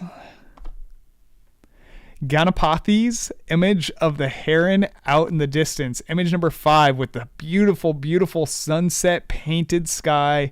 Got that nice foreground that's isolating the subject silhouette really well. And just what a cool and unique looking image. So yeah, what a phenomenal shot. Judges, do you have any thoughts that you'd like to be sharing about image number 5? I love the use of foreground here. I mean, very, very good. I mean, uh, you know, this could have been shot in another way also, but the fact that the whole foreground is drawing circles around the heron makes the heron stand out, yet not makes the foreground distracting. Mm. Of course, the colors are amazing. The bokeh is good, and I like how the shrub which is behind the heron is also complementing the heron and the circles that are formed from the foreground. So yeah, it's an amazing shot for me. I love it. Yeah, those are some great thoughts. Thanks for sharing. Yeah, absolutely love the natural framing, as Priyanshi mentioned. Another thing I noticed after looking a little bit closer was there's actually a second bird there, and it's perfectly obstructed by some of that foreground. And so you really just get that Mm. perfect isolation, unless you're like pixel peeping like I did. You're just gonna get that great subject isolation of the one main subject in that little window. So really well executed. Good point. I haven't even seen that myself. So one more thought from another judge. Yeah, I like the color palette. I think the combination of color palette and the texture really makes this one. It's very artistic, like uh, the foreground brush or whatever was shot through looks like it's like bushes or something, but it almost mimics this kind of heavy brush strokes of a paintbrush. So it gives it a really artistic feel. And so I really like that aspect of it, just that kind of very artistic, very I don't know, it's very heavy in that regard. So Mm. the color palette, how it starts off warm up top and then just cools off immediately, and then you get that spotlight where the bird is. So it's really well done. It's a very unique image, um, and it stands out in that regard. Yeah, I love it. Yeah, thanks for sharing, judges. Congratulations, Ganapathy. Incredible shot. And yeah, what a cool scene that you're able to capture there in that image for the birdscapes category. All right, so that leaves us with our first place winner for the birdscapes category.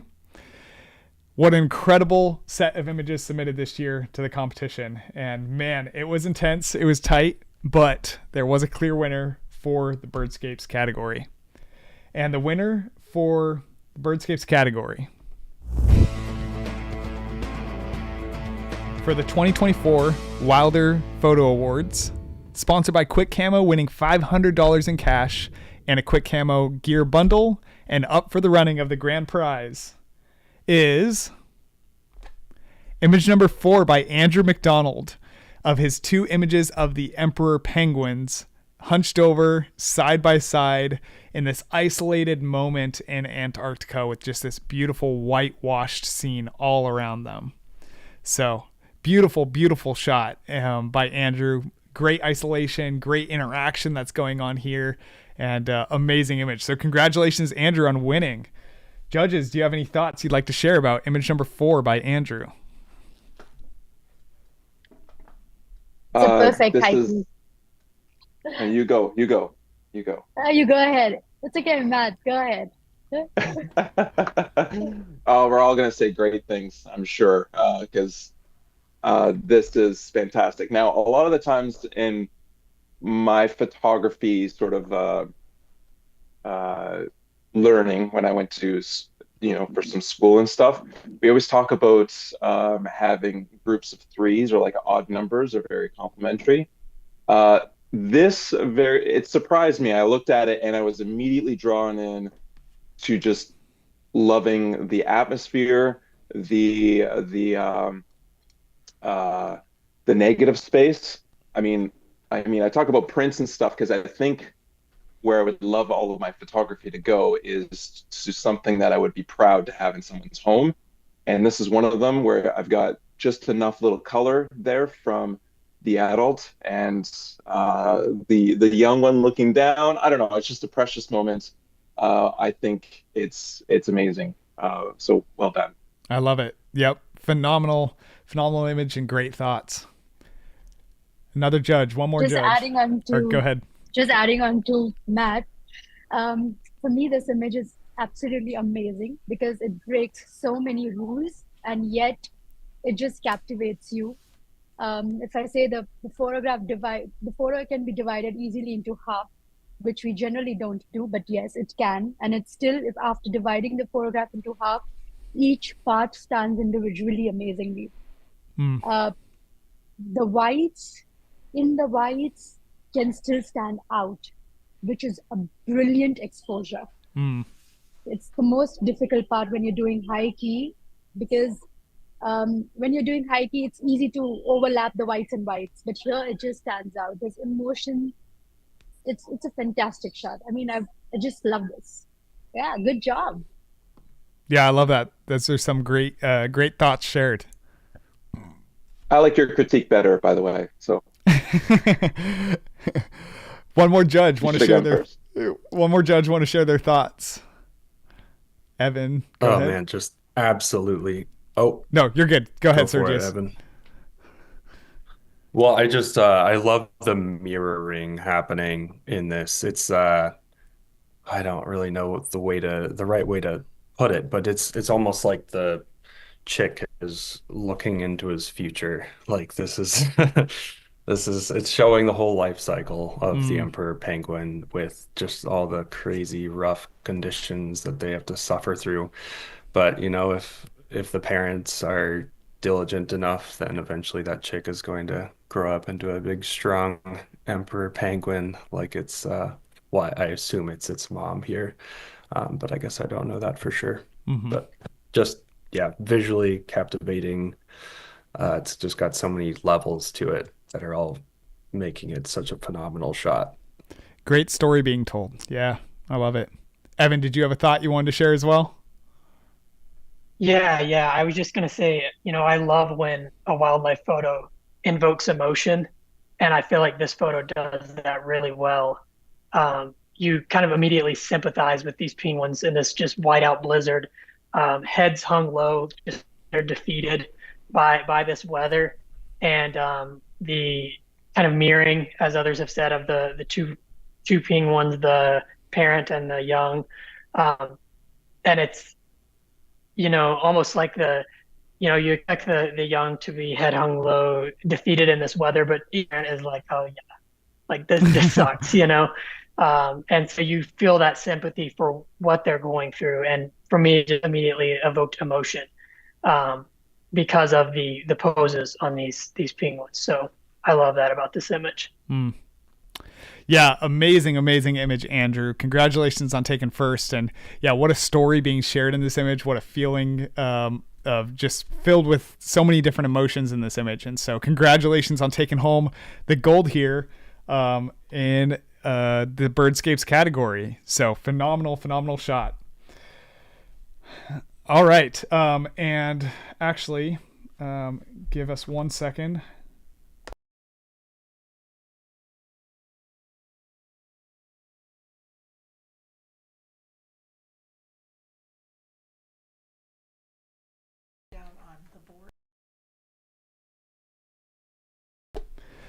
Sorry, on the back end, we're going to be taking care of. I realized we were not giving the score counts for Birdscape and Macro, and so we're going to go back and announce the score counts really quick, starting with Birdscape. That way you guys can know what the scores were for each of these images as well, because that's always fun to know.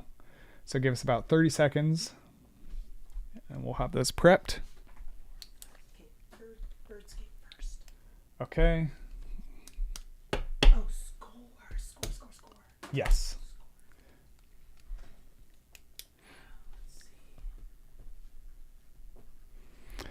And for anyone watching who can recognize the logo here, that's how you know if you've been here a while.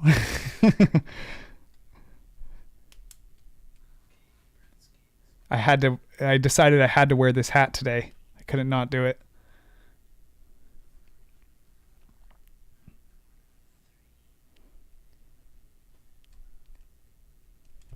Okay, we're getting that score prepped right now.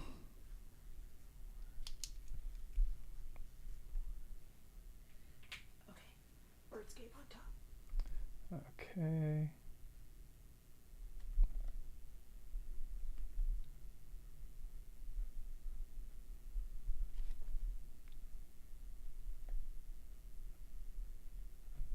Okay, perfect. All right. So sorry about the delay on that, you guys, but I figured you guys would rather know that than not know that. So all right. So on the birdscapes category, the one we just finished, we had Andrew's image coming first with a score of 48 from the judges. That means he got 3 10s and 2 9s, or 4 10s and 1 8. So that's a pretty impressive score, and I think that actually might be the highest score I've ever remembered recording. So congratulations to Andrew on that. Second place, Ganapathi's image. We had a score of 44 on this image between the 3 judges. And again, each judge is judging on a scale 1 to 10. And for our third place image, image number 9, we had Grant's image with a score of 43, so 1 point behind the second place image for the birdscapes category. Now, just to move back, just so you guys can get the info on that as well. In the macro category, our first place winner, Aiden McCarthy, we had a score of 45, so pretty impressive score as well, an average of a 9. So getting close to perfect. Second place, we had a score. Let's see. So we had image number 7, Aiden's other image, and that was a score of 44. So just 1 point behind. And that was tied initially with Mike's image with a score of 44 as well. So those two tied, and then we had to do a tiebreaker between them. So some pretty amazing counts there. And yeah, judges clearly think a lot of your guys' images. So you guys are doing a great job. All right, now that we've wrapped up the birdscapes category, we are going to be heading into... Oh, no, sorry. We need to do the popular vote on the birdscapes. I'm so sorry about that. All right, so I don't think I've seen this happen so far before, but so far we are on track to have, a pretty intense set of popular winners all matching up with some of the category winners. So for the birdscape popular winner this year, winning the popular vote of the birdscapes category this year for the 2024 Wilder Photo Awards and up for the $250 gift card sponsored by Hunt's Photo and Video is... it didn't pop up. There we go. Andrew McDonald with his image of the Emperor Penguin. So not only did he get first in this category, but he also got first place in the popular vote from all of you guys. So congratulations, Andrew, on getting first in the popular vote as well. That leaves us with the first place winner for the birdscapes and popular vote, who's the same person, and the new photographers, which that is never happened in any category in the past. So this year we have some definitely killer images that are standing out quite a lot. So congratulations, Andrew. All right, you guys. So let's see. We are going to start the intermission in just a second. And so, we're going to take a momentary break with the vote for which category will be added on into next year's competition. So we'll go to the intermission in 1 second, but we'll do the vote first. So how this will work is I'll announce 2 new options for categories headed into next year. And then when I give the word, you guys will cast your vote by typing in the name of the category into the chat. So we have 2 categories that I'm going to be announcing right now.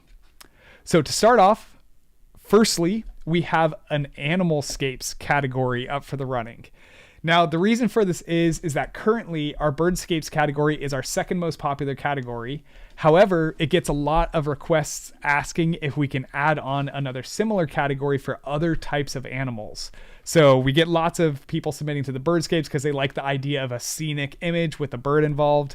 And we really like that kind of concept of the birdscapes being an individual category because it feels like it makes us unique as a competition. And also since I personally have a very large following of bird photographers. So I want to kind of keep that birdscapes category, but I also, wanted to open it up for people who have been asking for and wanting an animalscapes category. Secondly, we have a behavioral category up for the running once again. So last year, participants were able to vote on a new category to add, and our macro category wound up being the winner. However, this year I wanted to reopen up that same possibility of a behavioral category being added on, since I am the only person who gets to see every image that's submitted to this competition, well, and the judges. But I can always see that there's a large amount of photos submitted to it that would fit much better into a behavioral category. I mean, you guys saw some earlier, for example, that are very much kind of behavior-oriented images rather than so aesthetically oriented. So with that being said, I think a lot of you are, maybe itching to submit behavioral and action shots. So we'll see if the demand is enough there. So while you guys are submitting your votes into the chat right now, so you guys can start doing that between which of these 2 categories, just submit either animalscape or behavioral. I'm going to take a 5-minute break to refresh, take care of some back end stuff. And during this time, you guys will be voting. So there will also be on this intermission a little showcase of last year's winners during this time for your entertainment. So throw your vote in the chat and I will see you guys in just a few minutes.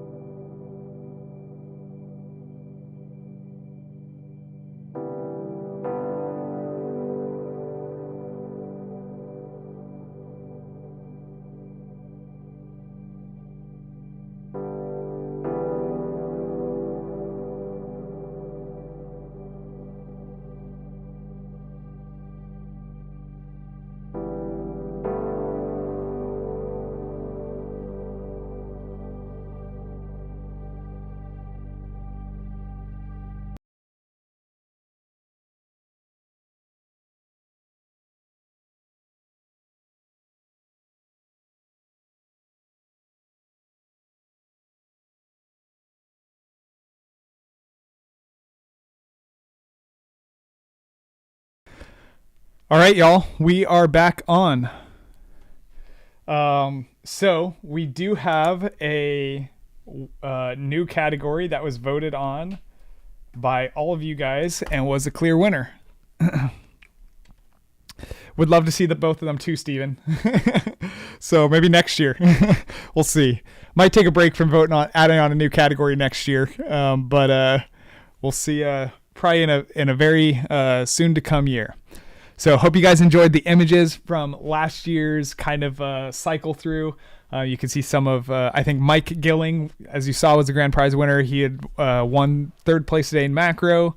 I don't think anyone else was on there from last year as well, but really cool set of images we got last year as well, and excited to see a lot of those people return and submit images as well again this year. So thank you guys all for your votes. And I'm happy to say that for this upcoming year, the new category that we will be adding on for the 2025 Wilder Photo Awards is the behavioral category. So we'll be having a behavioral category next year where you guys can submit images that are oriented towards either the action of the scene or the unique behavior of the bird, whatever it may be. And those images will have a little bit more weight to the action or idea of what is going on in the moment, the behavior being displayed rather than the aesthetic, where the aesthetic is so much more important in a lot of these ones. There was a lot of images, for example, like one image submitted this year had a blackbird flying on the back, or it was clutched onto and on the back of a bald eagle flying. And so it was amazing behavior to get to see in a photo, right? But it just didn't have the aesthetic value of it to be able to make the finals, stuff like that. So it's a great example of having a behavioral category. Would be really nice to have images like that are dedicated to the uniqueness of the behavior being able to be represented. So very cool. All right, so we are going to get back into the category judging. So I'm gonna bring the judges back on here. And what we have to start off, our next category is the creative category. So starting off, image number 1 for the creative category this year is this image here of the turtle backlit against the sun. Got a beautiful ocean scene around him, some ripples in the waves above, and some bubbles floating up to the surface.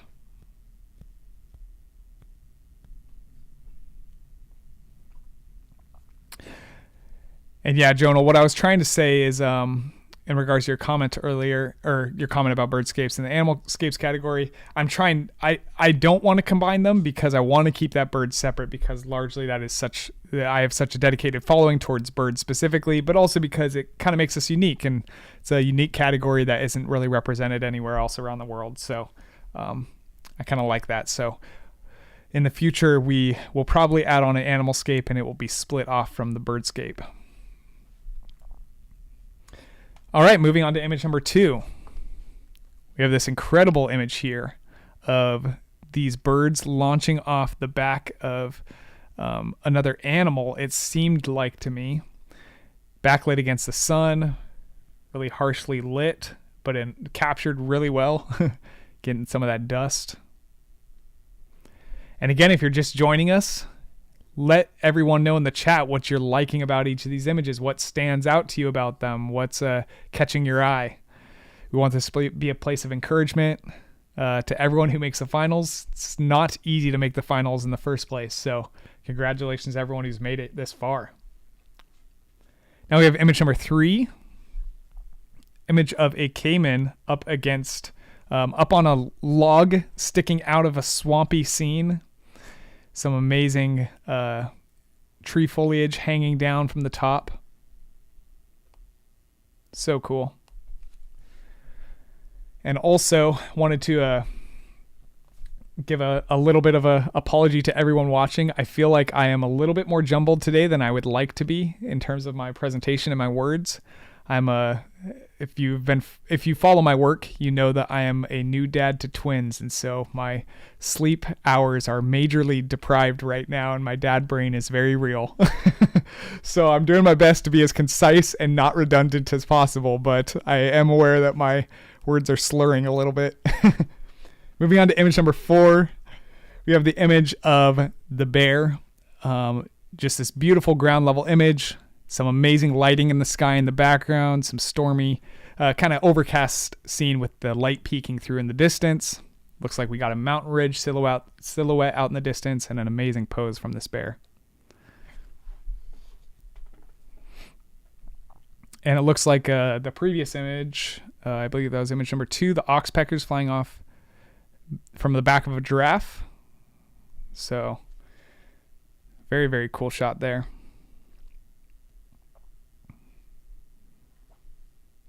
And moving on to image number 5. We have this great motion blurred image here of a hummingbird approaching this bright red vivid flower against a backdrop of green. Amazing, amazing, unique take on an image like this that a lot of us may have seen before. And thank you to everyone in the chat for the congratulations. My wife and I have been having the time of our life. It's been one of the best things that's ever happened, but definitely exhausted. Never been so exhausted in my life. But it's worth it.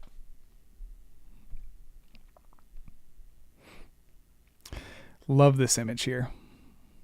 It is a double exposure. Saw that message in the chat. In the creative category, that is allowed. Other categories, it would not be allowed. But in this category, it is.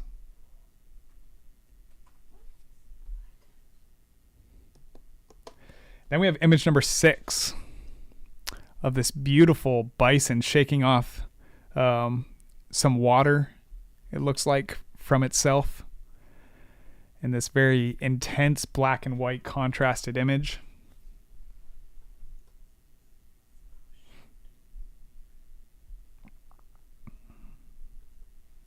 Yeah, what a cool use of very, very low-key type of profile here. It's often that I feel like we see high key in wildlife photography, but not often that we see low key in this sort of a sense. So very, very good capture.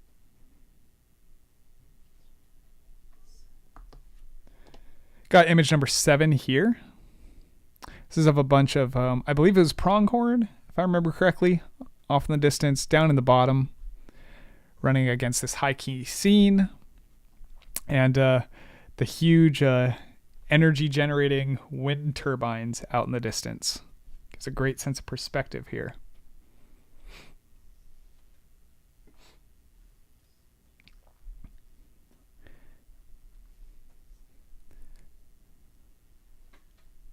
And image number 8.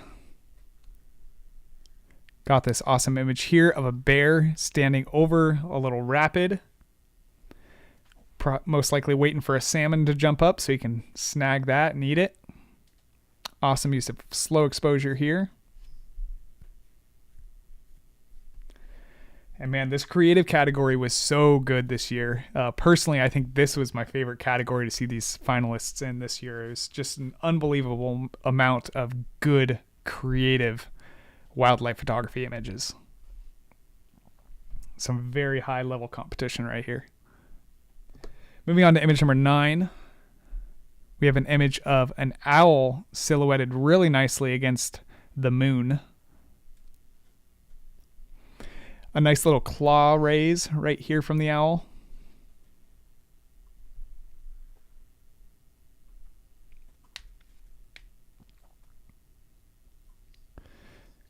Yeah, just an awesome little silhouette here. And I feel like a silhouette that we don't typically see from an owl against a moon.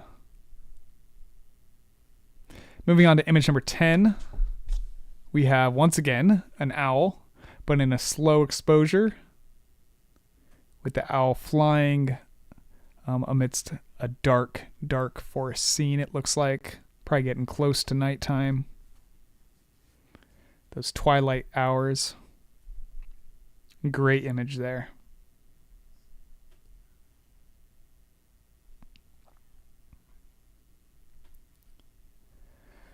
What an incredible set of images. So if you're just joining us, We're going to go back through the images one more time. And this will give you guys a chance to look through the images once more and remember which specific image you like the most. Remember the ID tag of it up top. So for example, C4, C9, C2, whatever the number is that you want to vote for, remember that in your head. Wait until we cycle through all 10 images to start your vote. And then once you see the popular timer pop up on the screen and start the countdown, you can submit your single vote into the chat. So starting back off with C1, we have the image of the turtle silhouetted against the sun in the background.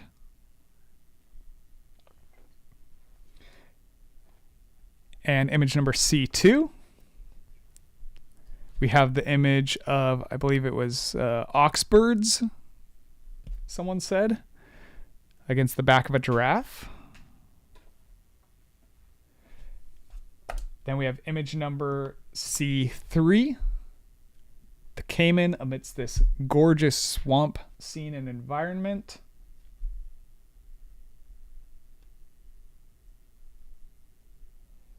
And we have image number 4. Got the bear nice and eye level with this dreamy scene around it and this gorgeous intense color in the sky in the background.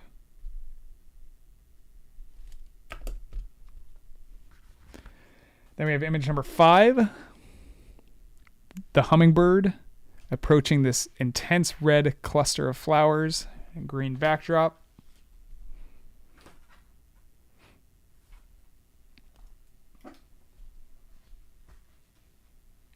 And we got image number 6, the bison shaking off right here. Beautiful black and white. All the water droplets and the low-key exposure. Image number 7. Got the image of the pronghorn out in the distance. I believe pronghorn. And the wind turbines. Sense of perspective. Image number 8. Got the grizzly standing over the rapids in this low exposure.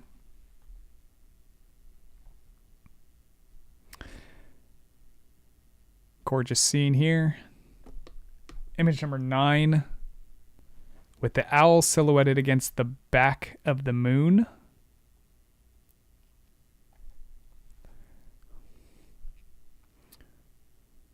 And image number 10, the intense slow exposure of that owl flying in a circle, or flying in the distance, but the camera being swooshed in a circle. Gives an intense perspective of almost like a time warp is what it reminds me of. All right. And cast your vote. Got 30 seconds up on the screen. Can submit which image you believe should be the winner for the popular vote in the creative category. 15 seconds.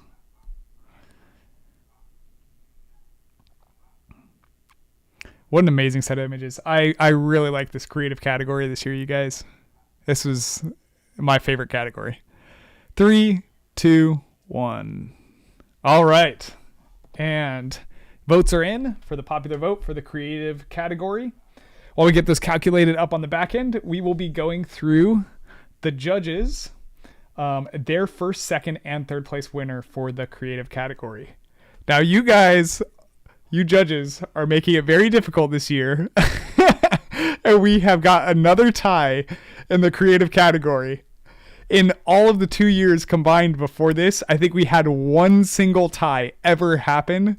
And this year, this is already our third set of ties going on. So, wow. It just shows, I think, how close a lot of these kind of votes are and this judging process is for a lot of these images. Because, man, so many of these images are just so good. So, amazing job, everyone. You guys are doing phenomenal. So, for the creative category, we have a tie for first and second. And we have a clear third place winner. So, let's start off by announcing the third place winner for the creative category. Coming in third place for the 2024 Wilder Photo Competition, sponsored by Titanium Micro, and winning an external hard drive is Stephen Hurst with his image of the owl flying against a slow exposure background forest scene at twilight. What a phenomenal and interesting and unique image here. I don't know the last time I saw an image like this, and it is so cool to see taking home third place in the creative category this year. So judges, do you have any thoughts you'd like to share about Steven's image number C10 of the owl? Yeah, I'm going to jump in here. I think this is so cool because I've never seen an image like this. Like, this is truly unique. I think one of the cooler things about this is how the owl follows the, the patterns of the circular kind of motion that's happening. And, oftentimes I'm looking for like a really sharp subject.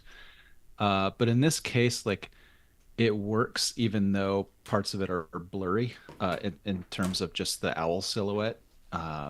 It still draws my eye there, and it's still like all that motion and everything just works really well. So I think it's such a cool image, and just I love the fact that I've never seen anything like this before.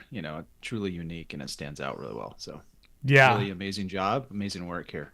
Yeah, it feels kind of unbelievable seeing an image like that because you've never seen it before. Love it. Priyanshi, you had some thoughts you want to share? I would want to know if this was the zoom in, zoom out technique done with the lens. And if that is, it's amazing because I've tried it so many times, and it's so difficult to get this shot right if that is the technique that's been followed in. And I mean, the best part is the colors, the technique of getting everything, the motion, circular motion, blurred with the zoom out, and the freeze, the making the owl stand out, irrespective of having so many blacks in the frame. It's a brilliant shot for me. Like, very, very well done. But I would like to know if that was how it was shot. Yeah, so I actually did some verification on this image, and it's shot by twisting the lens. So it was a circular twist of the lens at that slow exposure, and that's how it was captured. So, yeah. Brilliant. So, yeah, amazing brilliant. image. Yeah. Yep. One more judge thought. Likewise, just so many questions come up, when you look at this image. Just how was this achieved? What sort of forethought was put into this? Because I would imagine it's a moment that is fleeting. So to be able to think creatively in a situation like that and pull this off to this exceptional degree is just really, really impressive. I'm curious, is this one a single exposure? I wasn't sure if yes, if that was disclosed before. Yeah, just absolutely phenomenal. Always got to give people a few more points for that, but yeah, just really well done. Yeah, awesome image. Jeremy, I would love to know how many times did you plan to take the shot for? How many tries would have happened? It's brilliant. It just takes my eye to it. Yeah. I mean, somebody had to have that kind of a perspective in his head to be able to, get that kind of a shot. I don't know how many tries he would have taken, especially it's a flying object. Mm-hmm. It's not even a stationary subject. Yeah. Yep. Yeah. I love it. There's some great thoughts shared. And what an impressive image, Stephen. Such a cool image, and very unique, very one of a kind. And so, yeah, congratulations on taking home third place in the creative category, Stephen. And all right, so now we'll move on to the first place winner of the creative category. We did have a tie, so we're going to have to do another recast of a vote there. So the two competing for first place in the creative category, can't believe we're going to be topping that third place image, with a vote. So image number one that's competing is image number one. We have the image of the turtle silhouetted, backlit against the sun amidst this beautiful ocean scene. And I should say, before I forget, Steven's image, so the image of the owl that just took the third place, got a total score of 43, versus now the tie for the first place image is 44, so only 1 point higher. So this should be a very intense and close kind of match here. So we have the image of the turtle up for first place, and we have image number 8 of the grizzly bear standing over the rapids in the slow exposure up for first place as well. Image number 1 and image number 8. What an intense 2 images to judge against each other. Amazing. And yeah, and what we're going to be doing is just like before, we are going to judge these images by either the judges giving them first or second place. The one with the more first place votes will wind up winning the tiebreaker here. In the meantime, we do have a clear popular vote winner from you guys. So thank you for making that easy. We did have a tie in the popular vote earlier today too, which was the first time that's ever happened. So lots of ties today. But we do have a clear popular vote winner for the creative category. And I am excited to say that this winner is finally someone who is not a category winner. So we get a little bit more diversity in there. So excited to show you guys who the winner of this creative category is.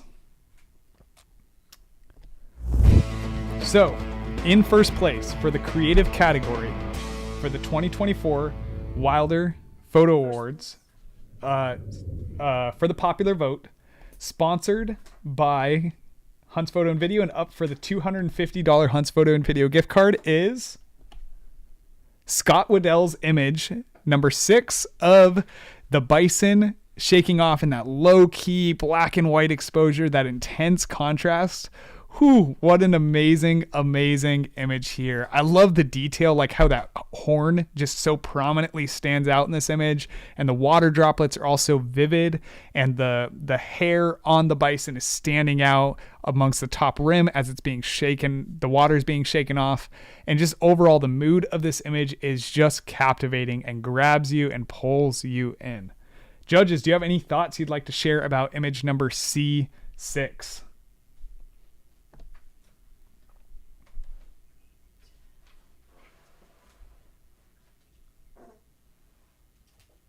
Let me go in since everybody's quiet. So photographing bison, especially getting a low key shot of a bison with water has always been very difficult because their head shakes are always not as even and nice as you see the lions and as you see the other cats. Because they have these manes and all that. This looks really nice. I love how every droplet is sharp. I love the play of light which is coming from behind, making the droplet shine. So yeah, it's a very good freeze, a very good high shutter speed done. Yeah. Yeah. Yes, I agree. It's an amazing image and very difficult to capture that pristinely and nicely. Adding on to the fact that, again, bison is a dark animal. So a low-key against a dark animal, it's a very challenging kind of a thing. So, yeah, well done. I love it. Thanks for sharing that. Sergius? Yeah, I was going to mention that as well with the low-key style photo here. I would be concerned that there wouldn't be enough detail, enough texture on the really dark fur on the bison. But the way it's been post-processed and the way it was lit, I mean, it's just the right amount of detail for such a minimalist scene. So really well done.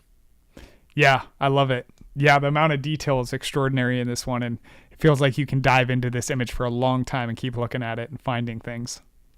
One more thought from another judge, Matt? Yeah.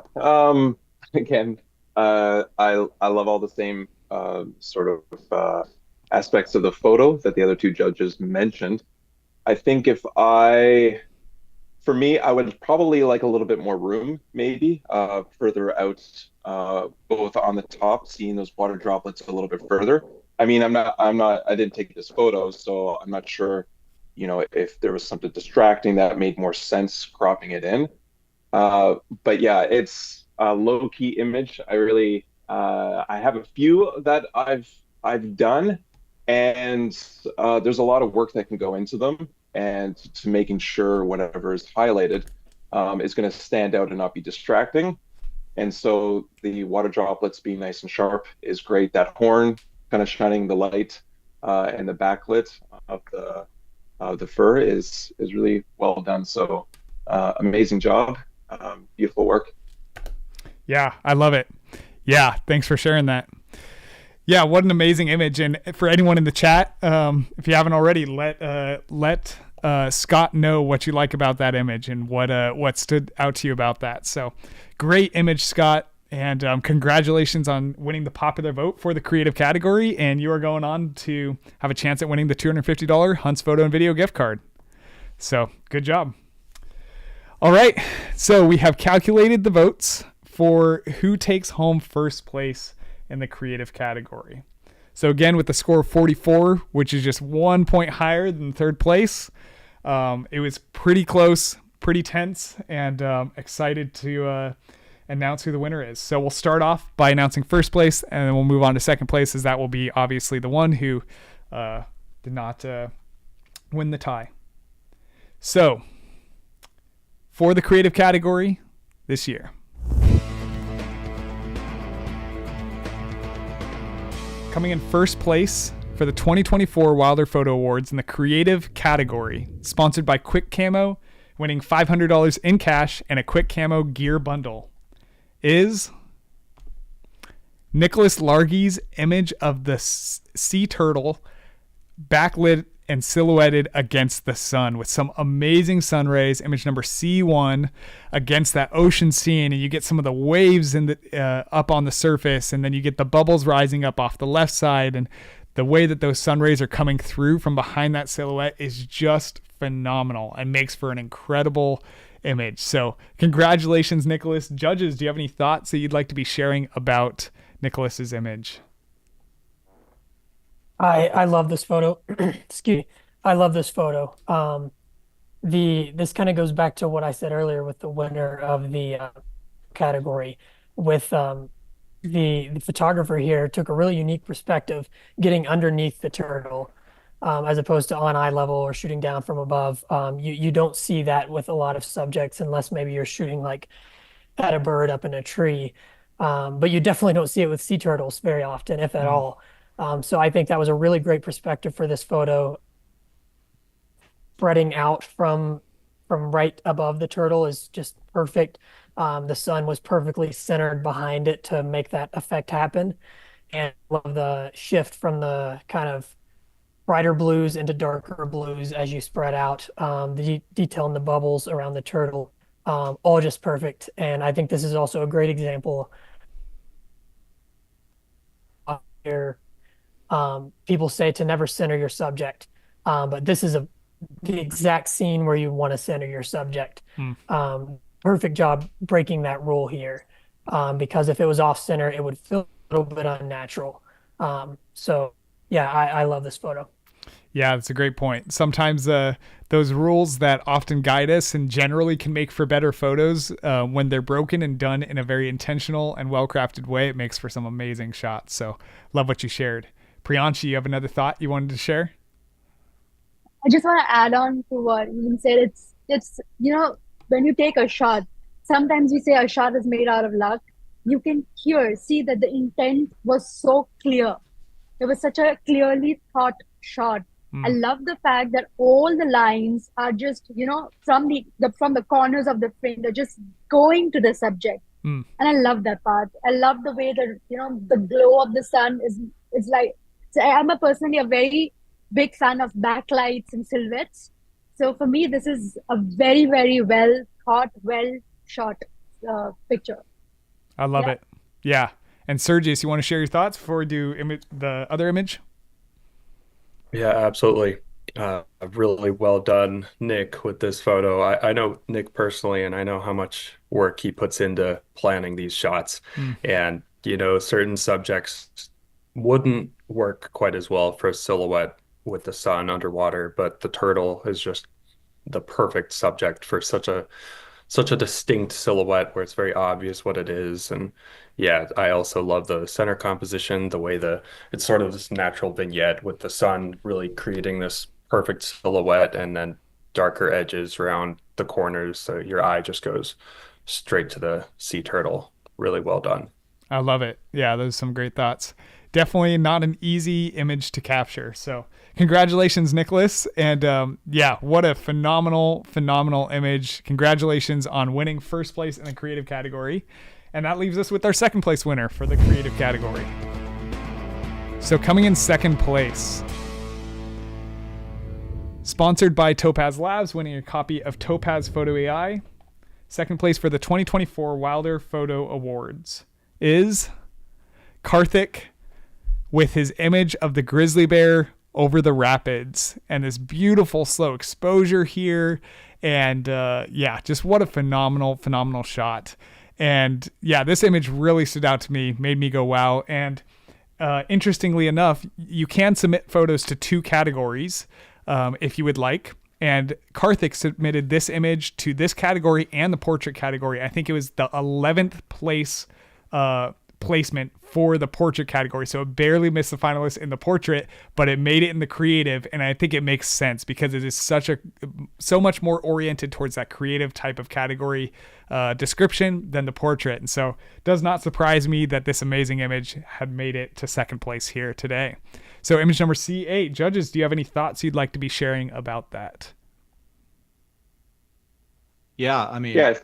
having been there, having been there, I know the difficulty in getting that. You only have a certain amount of time to be at that particular spot, so it can be really challenging to not only have a slow shutter that where your bear is sharp, but also to get a bear isolated, because oftentimes there's several bears that are there at once, and then to get a bear who's not looking around, turning his head constantly, but like in place long enough to get that slow shutter is just like, you just nailed it. You know, it's really well done. And kudos to him for getting this beautiful photo. Nicely done. Yeah, I love it. Yeah, amazing image, Karthik, and phenomenal shot. Another judge, Matt. Yeah, I think photographing bears, if it's during the middle of the day, you can get some extreme contrasts between the dark fur and water, especially if you have more of a longer exposure, then you can be blowing out a lot of the texture in the water. I also look at texture for waterfalls. So anything that's too long of an overexposure, it starts losing the texture that you see kind of in behind and the rocks and stuff that are there.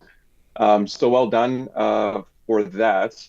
I think when I look at these types of shots, one thing that I think would put it over the edge, and obviously you would love to have captured that moment, is like a fish or whatever coming up.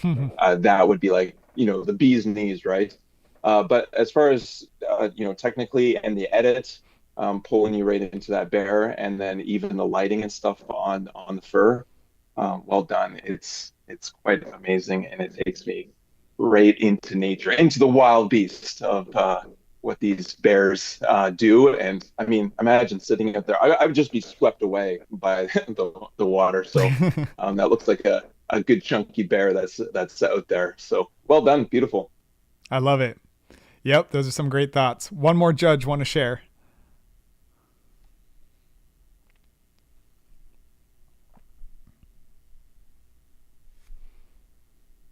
I will just go. I feel technically I love this shot. Long exposures are something I've always liked, especially doing that with water is very tricky because, as Matt mentioned, the texture can go wrong in a split of second. If it's a little overexposed, you get whitewashed. And when you're doing that with an animal, it's even more difficult because you don't have more chances. It's like you do it and you get it right, or you don't. So for me, it's a brilliant shot, very good lighting, good isolation of the subject, and of course, a beautiful, technically well done shot. Yeah, I love it. I love it. Those are some great thoughts shared by the judges. So thank you guys for sharing. And yeah, congratulations, Karthik, on your amazing image of the grizzly bear, making it and getting second place in this year's creative category. So congratulations to all the creative category finalists. You guys all did an amazing job, and what an honor it is to have such amazing photographers submitting to this competition. So finally, we have our very last category of the event, the portrait category, which was by far the most submitted to. We had over 300 submissions to this category, so it was brutal. This one was tough for the judges to judge, and there were some amazing images in this category. So let's hop into the portrait category.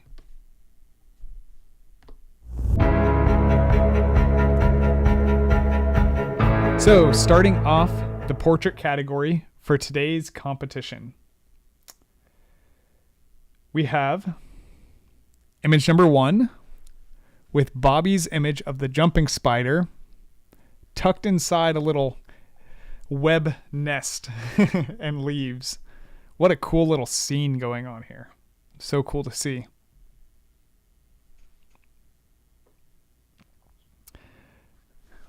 Love the way that the spider is kind of peeking out.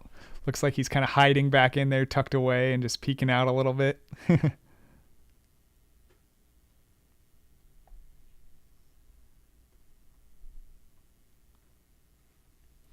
And moving on to image number 2.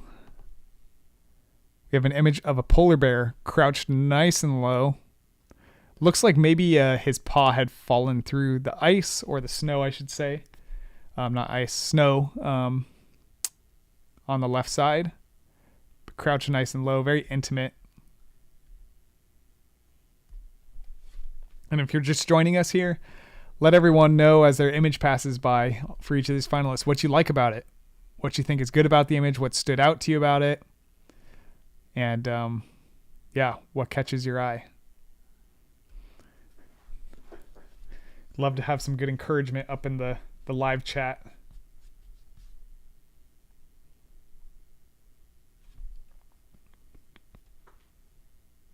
Moving on to image number 3. Have the image of a heron with a snake wrapped around it. What an intense image here. This was another example, one of the finalist examples that definitely could have fit into a behavior category as well. What a cool moment to capture.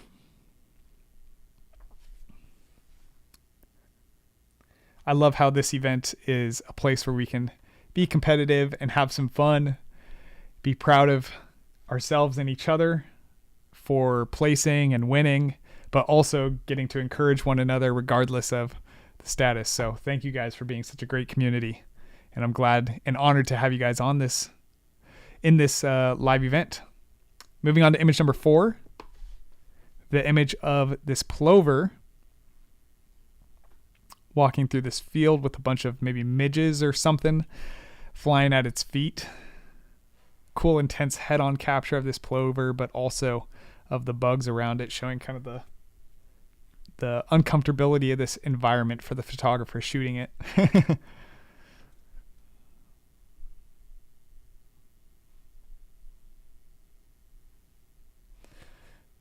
Definitely looks like an angry plover.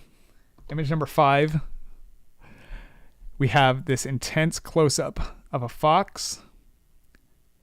Almost a perfectly symmetrical image here of a fox, and in good detail.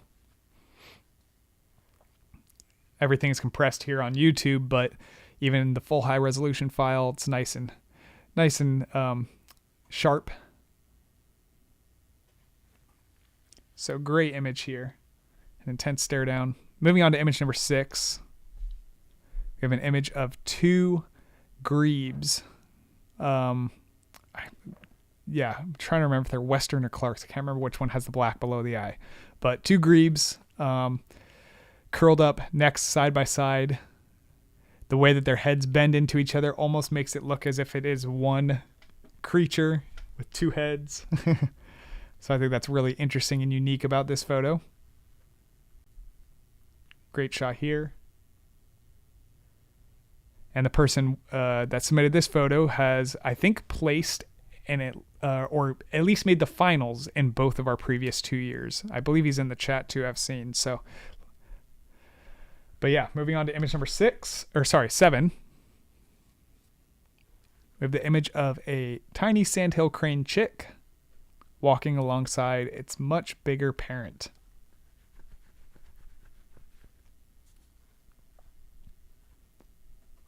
What a cool moment here.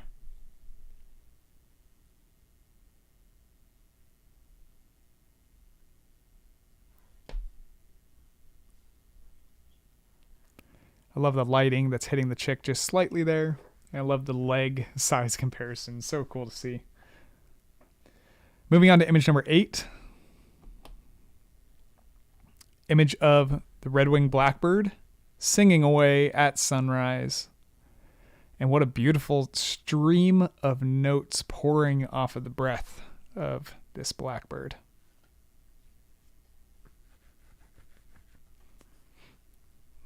Blackbird breath always seems to be a treat to capture, no matter how many times you've done it. It's always fun.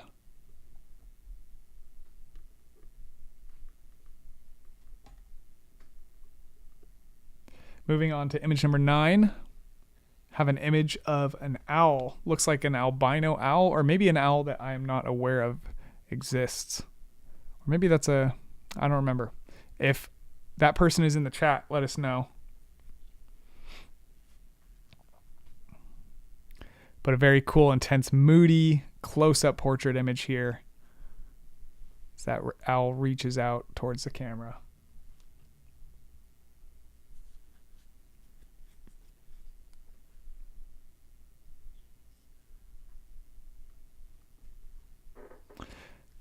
And moving on to image number 10, we have a barn owl peeping from around a corner. Very cool image here as well, and very mysterious and moody. I do see in the chat, so this category is for any wild animal subject. So all the categories had on the website listed in the more detailed rules, but also in the quick category recaps that what animals are eligible, and only the birdscape category limits what types of animals can be submitted. Every other category is open to any type of animal technically. Yes. And Donna, I think that's part of I think that's very much the way that you're supposed to feel. So, and to a certain extent, like when I look at some of these images too, I'm always amazed at how incredible they can be and very inspired, but then start to see my own work. I'm like, yeah, I could have done this better and that better. So yeah, you're not abnormal there. And really, I hope that this is inspiring for everyone watching this competition. It's only by learning what we can do better that we wind up growing. All right, so we're going to cycle back through the images one more time. If you've just joined us here for the popular vote for this category, what we'll do is we'll cycle through all 10 images, wait to submit your vote till the end. After all 10 images are up, you will submit a vote. You get 1 vote per person, and you will submit your vote according to whatever number you choose of the images from the top right corner. So for example, you might choose image number P7, P2, P4, so on and so forth, and you type that number into the chat when it comes up. So yeah, we'll cycle through all 10 images one more time. Remember the one that you like, and you'll submit that when the timer pops up on the screen.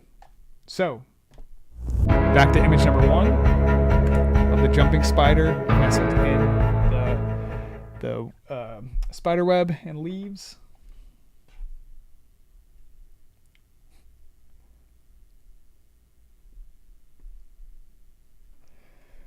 All right, image number 2, we have the polar bear low to the ground.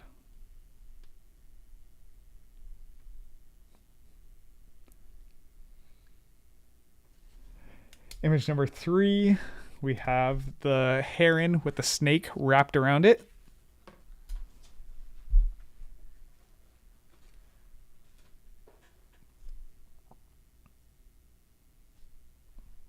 Image number 4, we have the plover, menacing little plover approaching the camera.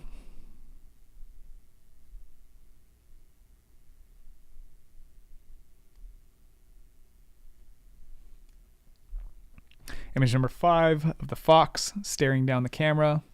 Nice up, tight and close. Image number 6 of the 2 grebes, neck and neck.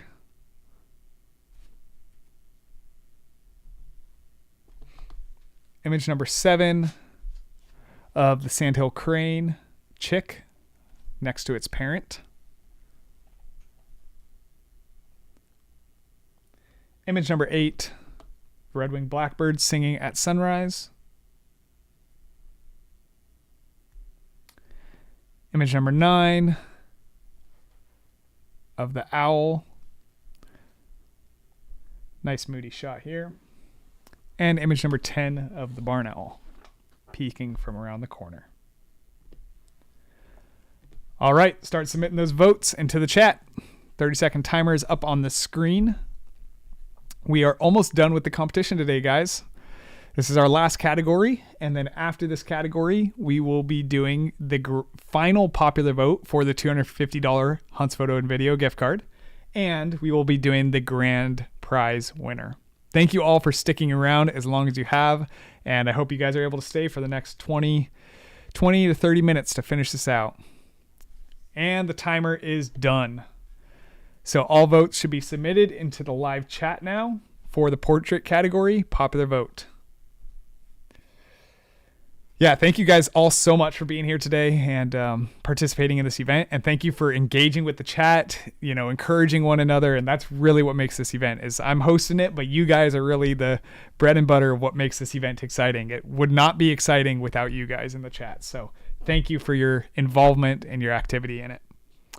All right, so this is crazy, but we have a very clear and distinct first place winner for the portrait category. So excited to announce that in a bit, but we have our first ever in this competition 3-way tie for second place.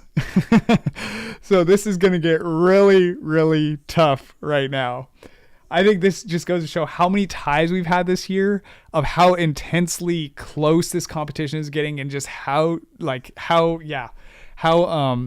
talented everyone is that's submitting to this competition and the caliber of images that are being submitted. So congratulations to all the finalists who made it to the portrait category out of over 300 images in the portrait category. So you guys already have done an amazing job, already have a lot of images to be proud of. And now we are going to nail down who is the winners of the portrait category. So let's start off with showing the 3 images that are tied for second place. We're going to announce first place last.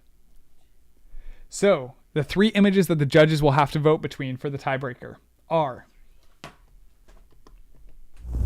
image number 3 of the heron with the snake wrapped around its beak, in its beak, around its neck. Just an incredible moment to see here. Very, very unique and intense to capture. Next, we have image number 5, the very close up, very symmetrical, nicely composed portrait of this fox here, staring back down at the camera. And we have image number 7. I'm so sorry about that. Image number 10 of the barn owl peeking from around the corner. Very mysterious, very moody here. So we've got 3, 5, and 10. Now, as the judges are putting in their final votes for the calculation, we will be calculating up the popular vote. Do we have the popular vote winner yet? Yes. Okay. Cool. So what we're going to do is we are going to announce the popular vote winner for this portrait category while the judges are tallying up submitting their results for this category. So judges, you're putting in first, second, and third place in case that wasn't clear. But that's what we're doing. Okay, so popular vote for the portrait category. Out of over 300 photos, and then we got the 10 finalists. Now the winner of the 10 finalists for the popular vote in today's competition.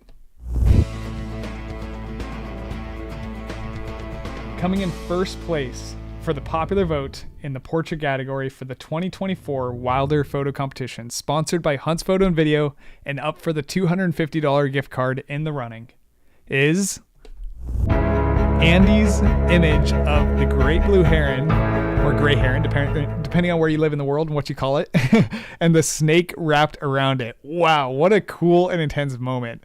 I mean, if Andy's in the chat, maybe he can share more of if he thinks that this heron had a handle on the situation, or if the snake was just taking down this heron and choking it out. Like, is this heron about to pass out, or is the heron actually going to eat this snake in this situation? So what a cool image, Andy, and congratulations on winning the popular vote for this category. So we'll have some judges. We'll have some judges. We'll have two judges share their thoughts on this image. Since it's also up for the running, we'll save some more thoughts if so. But let's have two judges share their thoughts on Andy's image number 3 in the portrait category.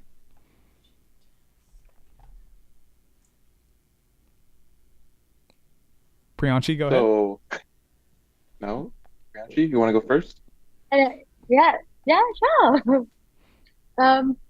It's a very mysterious shot for me. But when I first looked at the shot, I was like, wow, where is the snake being twisted from? Where is it coming out from? Where is it going back in? So that really caught my attention. Of course, the shot is very sharp, but how the twist and turn is happening is what drew my attention to. It's a true portrait shot in itself. Of course, because it is everything that you think about a portrait goes into this. And it's a perfect shot of a prey and a predator. Love that. Yeah, it's a nice shot. I love it. Matt. Well framed. Yeah, I zoom way in and the eye is all like, almost looks like it's popping out, trying to figure out what's going on with this food that he just caught. And I can't tell if maybe the background was maybe removed, or basically it looks like it's in a studio, which is very fitting for portrait, because you do portraits in studios with the white background maybe. So maybe the background was very, very messy. And of course that would be very difficult to remove that while still getting all the strains of the feathers. The one thing that I think I would love to have seen is maybe the snake's eyes or the head, or like what is going on in the snake's brain right now, or so we don't have that. But like I can't complain because I would be just like screaming if I got this through the viewfinder taking some photos. And this is where my YouTube brain would be like, oh, I would love to see the video of it before and after, and like you were saying, like, so who won, or like what happened in this event. So yeah, there's a lot of questions, and I think that's the beauty of photography, is you're taking a snapshot in time and it leaves you to wondering what's going on. And again, like where's the beginning of this battle? And I'm assuming it grabbed it first and then the snake started wrapping itself around. But there's just so much going on, and it's amazing how it's distorting the neck of the crane here. So amazing job.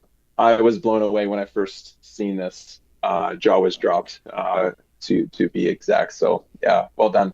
I love it. Congratulations, Andy, on winning the popular vote for the portrait category. It's no small feat.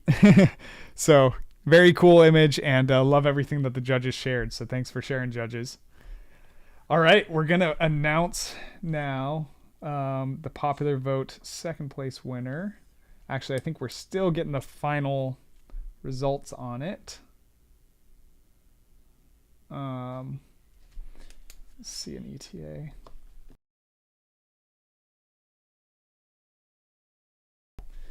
Okay, we got about 1 more minute probably to get these results calculated.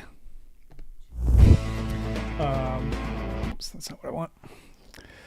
So if you guys were around in the recap last year, you'll remember how long that recap went, but excited to bring bring it back this year, but only doing it open for submissions. So make sure that you guys check out the follow-up email that will be out. Make sure you subscribe to, the newsletter. If you didn't select that you want to receive emails from us, then you won't get that follow-up newsletter. So if you want your image to be reviewed next week during the recap that I do in the live stream, I'll be reviewing any image that anyone requests to be reviewed that was submitted here.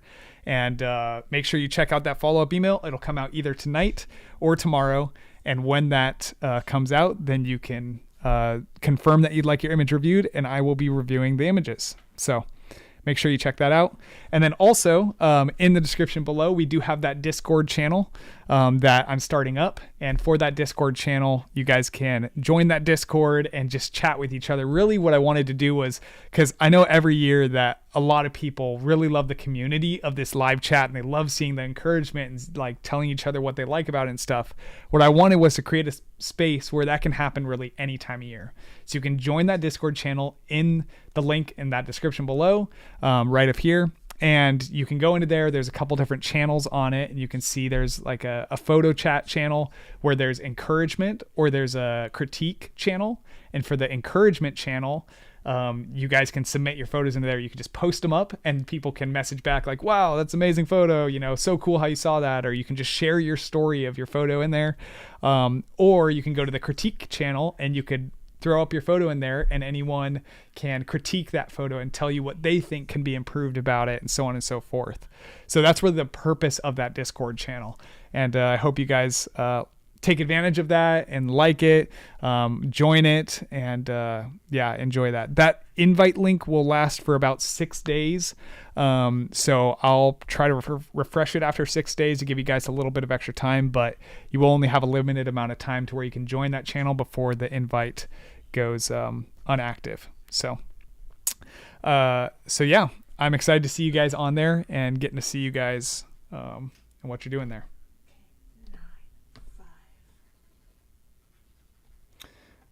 All right, I think we're getting the final votes tallied up and calculated for this.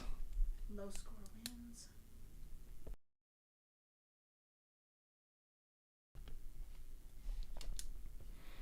Okay. Looks like, let's see.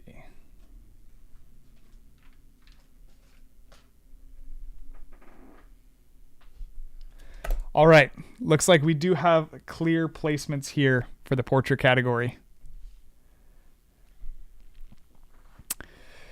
Okay, so we have our first, second, and third laid out.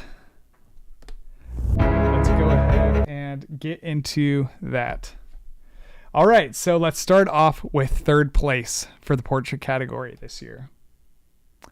Y'all ready? Okay. Coming in third place for the 2024 Wilder Photo Competition. Sponsored by Titanium Micro and winning an external hard drive is Andy's image of the great blue heron and the snake wrapped around it. What a cool image here. So we heard from Matt and Priyanshi already earlier, but do any of the three judges that didn't share want to share a little bit themselves about what they like about this image? Yeah. I mean, Go ahead. sorry. I just love the framing of the snake. I mean, it's like perfectly rounding out the shape of the great blue heron's head. You don't have any tails or the head of the snake drooping down or anything. It's just like this. You couldn't get a better shape, in my opinion. It's all wrapped around perfectly. And yeah, I think there are maybe a couple things I would change, but like everything at this point is just nitpicking. Let's be honest. These are all phenomenal images. I think for me personally, I would just warm it up, or sorry, bring down the warmth just a touch, bring out a little bit more of the cool colors on the great blue heron. But other than that, I mean, it's just absolutely phenomenal. Really well done. I love that. Yeah, the framing is good to mention here too. It's the perfect amount of involvement of the subject here. So love it. Jamin, did you have a thought you wanted to share as well? Yeah, I really like the the struggle here between life and death. Mm. I think that's really captivating to see this just take place and unfold in close up of just what happens out there in the wild, on a daily occurrence, on a moment occurrence. But here it is out on display, and not just any old photo, but to get this in high key where everything is just you don't have any distractions at all. It's just, this is what it is. Mm. And I just think it's really cool to isolate this in such a way that you really get to see this struggle taking place. So it's really cool. Yeah. Really captivating. I love it. Yeah, thanks for sharing. Andy, amazing photo once again. Got the popular vote win for the portrait category and the third place prize for the portrait category. So congratulations, Andy, and amazing photo you were able to capture. All right, so that leaves 2 more images that were up in competition for second place. That leaves us with image number 5 by Bryce Horn of the Fox, and image number 10 by Hokan Lo, if I'm pronouncing that correctly, of the Barn Owl. So 2 phenomenal images, and let's see who was the winner there. So for second place in the portrait category,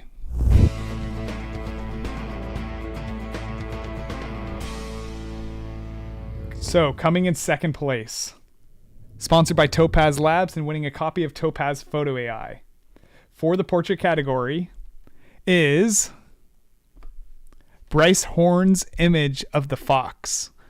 Congratulations, Bryce, with that amazing fox image that you were able to capture. The detail in the fur is just all incredible, and the way that this fox is looking straight into the camera and the framing on this image is just absolutely phenomenal. Looks so symmetrical and just beautifully composed. Judges, do you have any thoughts you'd like to share about Bryce's image number 5 of the fox? Yeah, like you said, Jeremy, this image is just perfectly framed, and the fox is so perfectly centered and symmetrical in this. It really draws you straight into the face. I love the fact that the fox's eyes are ever so slightly squinted, so it almost gives like an inquisitive feel as he's looking down the barrel of the lens, which is a really, really nice feel. And all the textures in the fur, especially right around the eyes, really brings your eye in. But then if you look out at like maybe like the bottom edge, like his neck area, you can tell the photographer has softened that a little bit in post, which is a really great move because it kind of makes your eye travel in towards the center of the frame where the textures are a little sharper, which is really helpful in drawing you in. And those amber eyes are just perfect in the center. If there's one thing I would change about this image, I might bring out the oranges in the fur around the edge, but that's a very minimal nitpick. This is a beautiful image and perfect framing, perfect distance from the fox's face. It's not too tight on his face or too wide. Just really well made. I love it. Yep. Yeah, great thoughts. And yeah, I noticed that kind of blur at the bottom too, and I love that touch to it. It adds a lot to keeping your eyes focused on the right areas of the image. So great thoughts. Matt, you had something to share? Yeah, I think if I took this shot, I would be tempted to, in post, bring out the eyes more and just add so much more contrast and pop. But I've done this before, and my wife is really good at saying, "What did you do to it? It's a little too much. It definitely looks like you've enhanced it," which is really important, I think, sometimes to walk away from the computer if you did do any of the post processing and come back with fresh eyes, because the detail, even the color, it doesn't have to be over the top. It doesn't have to be glowing eyes. There's plenty of color, there's plenty of contrast already there, so I really like that. Of course, the shadow of the neck and the fur there gives you that sort of neckline, even though the fur extends past that, but with a different color. And I just think of Fantastic Mr. Fox on how like deceiving and smart these animals are, and very cunning. This is a great portrait, kind of showing that sort of confidence. And like, if you were a chicken right now, you're dead. He's coming after you. Yeah, he's looking at you, and he's going to eat every one of you. Is the look that I get. So well done. I love the vertical shot of this, and yeah, beautiful work. I love it. Yeah, thanks for sharing that. One more thought from Priyanshi. We always say a portrait needs to talk, especially if a portrait is all about the eye, it needs to talk. And this picture really talks. When you just look into this, it draws you. It's like it's consuming you, You cannot not focus on the eye, and that eye emotes. And that's the best part about a portrait is I love the fact that, it's not overly contrasted. It's the edges are subtle for me, and I love that because it's drawing in, I feel if the edges were contrasted enough, probably my eyes wouldn't have gone to the eye of the fox. And I love how, the edges are drawing. Every corner is drawing into the eye for me. And I love the way it is composed. Said that, I also would like to mention the shot of the barn owl, the P10, which we did not select in the top 3. I love that shot as well. Very well done, very well taken. I believe it's a wide angle shot. And I just wanted to, I wanted to mention, I love that shot. It was a very well done shot. Yeah. Yeah, that was a great image too. Too bad we don't have a 4th place, huh? Yeah. Yeah, that was an awesome shot as well. And congratulations to Bryce for placing 2nd in the portrait category. It's an amazing image, and something to be very proud of. So, and I should mention all these 3 images that were in the tiebreaker right now had a score of 44, so very high. And the 1st place image that we're about to announce had a score of 45, so just 1 point higher, an average of a 9 between all judges. So this was truly a phenomenal image that we're about to see, and I'm excited to announce this 1st place winner. So the 1st place winner for the 2024 Wilder photo competition, sponsored by Quick Camo and winning a $500 in cash and a Quick Camo gear bundle, is Andy's image of the sandhill crane chick walking beside the parent.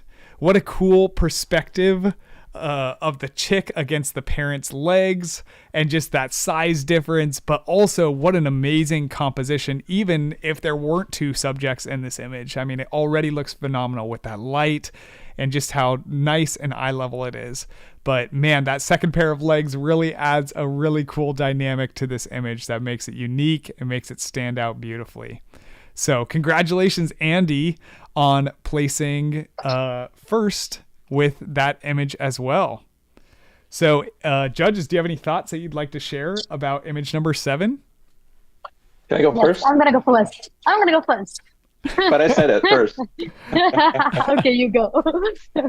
I talk a lot, so I'm just gonna want to point out for those viewers that are on YouTube, if you zoom in, which I don't think you might be able to see, but like the little foot of the little chick there is actually kicking up some of the rocks, and so the moment is just perfect, capturing that little bit of motion when you do zoom in and see that. And then of course the light on top of the chick is kind of like, it's newborn, it's coming into this world type of thing. I just love it that it has that pop of light on the head. So that's all I wanted to say. Well, there's a lot of other things I want to say, but well done. So yeah, the rest of the judges go at it. Priyanshi, Okay, I'm gonna go now. Yes, I love this shot. I mean,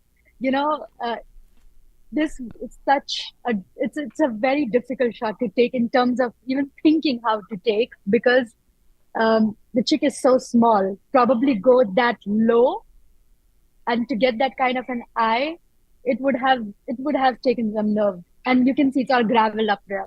I love the fact the details are on point, the colors are beautiful. I love the rim light and the fact those two legs of the mother, it just puts you in. It just shows the perspective of the height. It gives a line to the composition. And it's just, it's like I'm a mom, I'm a baby following my mama, you know? And that's where I wanna go. It's a beautiful shot. Just amazing. I loved it.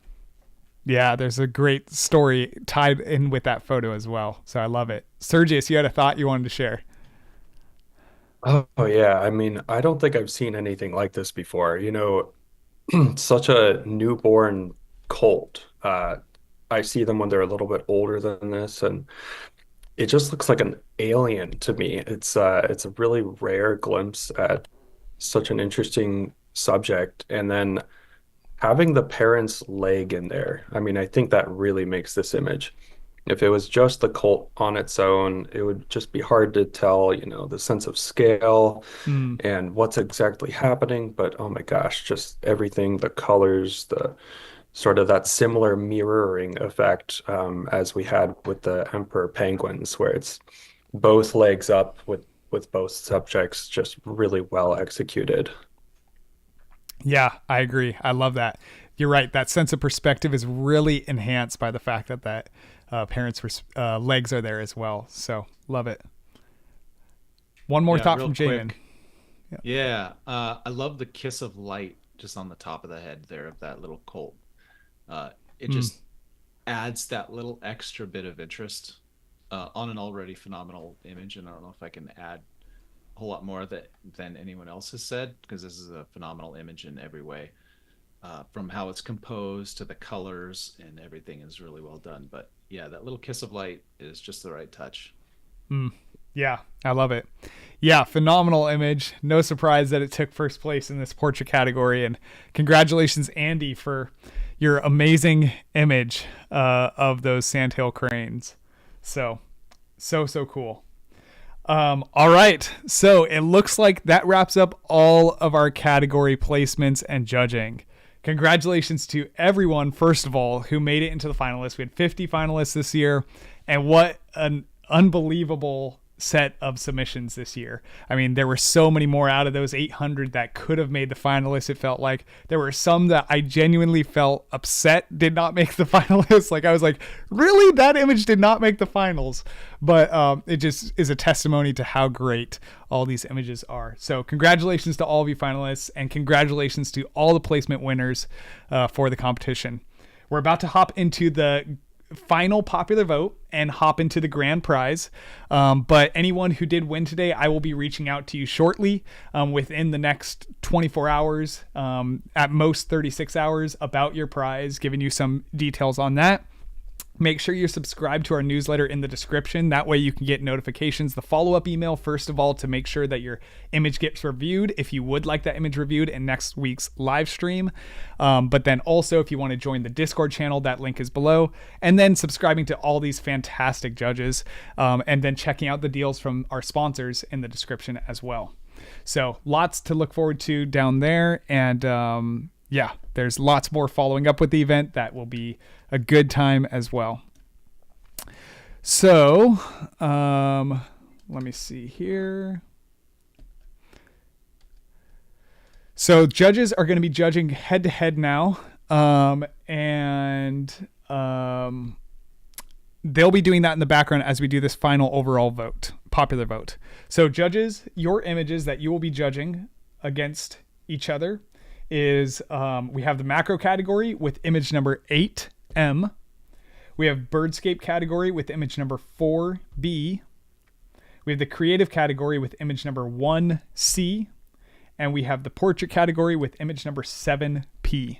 So those four are the ones you'll be judging. The judges are ranking these against each other. So they will vote one for first, one for second, one for third, and one for fourth. At the end, those will be collected, and the photo with the lowest score wins. So essentially the one that received the most first place votes, or so on and so forth, depending on how it's all calculated. So that's what they'll be doing. And in the meantime, we will be doing our popular vote. So what I'll be doing is cycling through all the popular vote winners and showing them twice this time on screen. That way you guys can have a little bit more time to look at them, digest them, get an initial look, get one more good look. And then after that, we'll be doing the same thing where I'll put the 30-second timer up on screen. You guys will submit your vote for who you think is the popular vote winner. So starting off, this time we have all 5 categories. So the popular vote winner for new photographers was Murtaza with her image of the great egret amidst that foggy scene.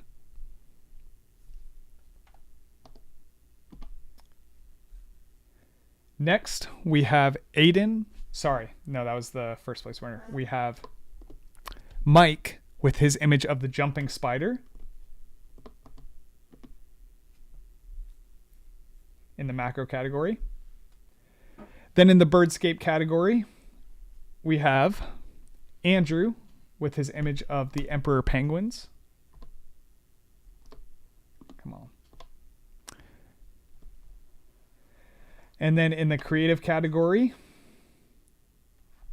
we have Scott with his image of the bison.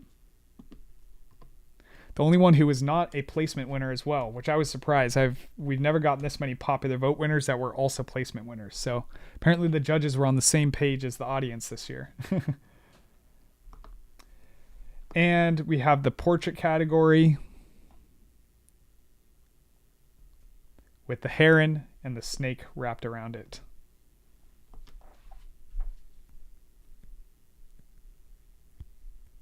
All right, I'm going to cycle through these photos one more time.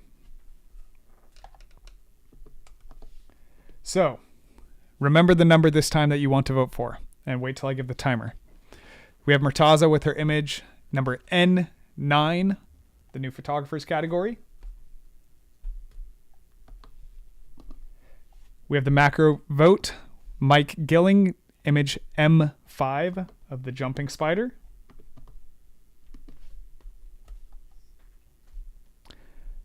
We have image 4B4 for Andrew McDonald, the 2 emperor penguins.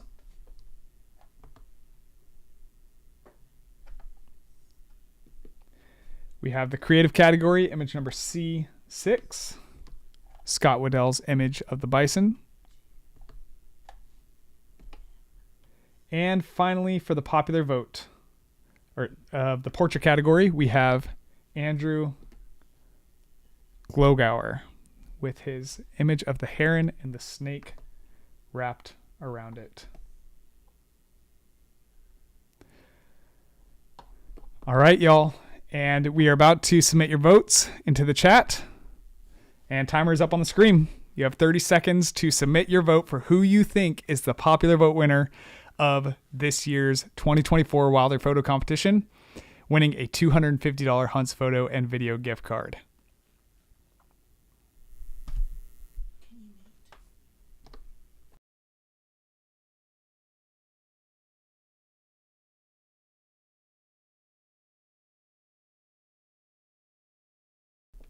And the popular timer is over. Okay, so now while we are calculating those up in the chat, we will be organizing our results for the finalists really quick. Have you guys hang on for just a moment. We're having a discrepancy on the back end, so I'm going to mute this out really quick, and I will be back.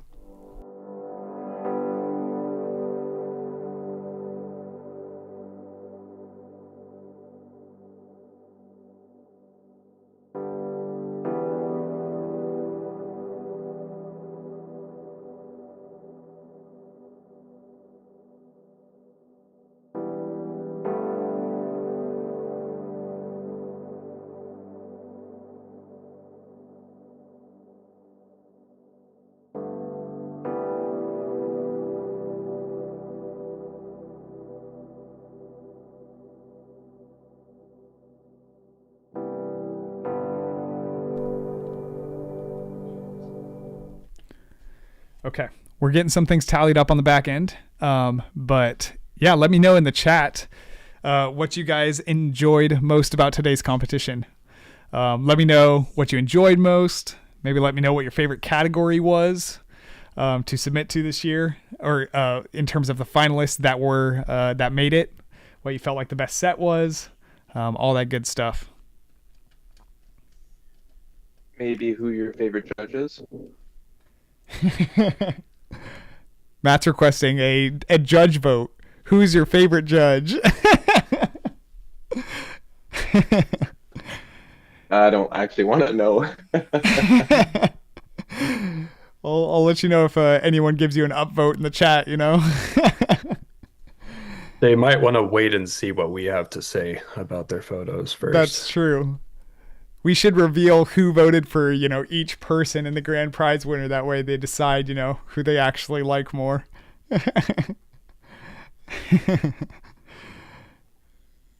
That's funny. People are saying that they love the judges. Yeah, I'm excited that I think we had a pretty good spread of judges this year. So Jamin and Evan were on the first year. Then Sergius was a previous competitor that's placed, and he's on this year. And then Matt and Priyanshi are both new to the competition this year. Matt watched it last year, I believe you said, but you didn't get to compete in it or judge.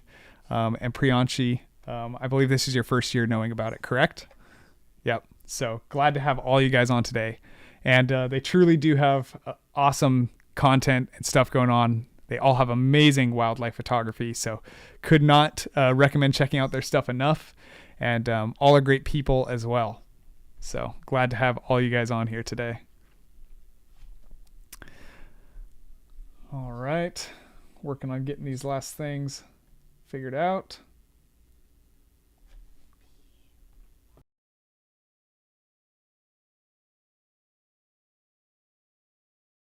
I think we have a little bit more calculations going on because we got an additional main category this year. So it's taken a little bit longer than expected. But we should be ready to go in a second. Who's planning on joining for the recap next week? Raise your hand in the chat. Who wants it to be 10 hours again? Raise your hand in the chat. I don't want it to be 10 hours. That was rough. But John, you need to ask your twins if you can do 10 hours now. Yeah, that's true. I debated, allow you to do 10 hours now. Debated bringing him on screen today to show why, my dad brain is so prevalent right now, but okay. So cool. All right. Okay, so looks like we have gotten our placements in.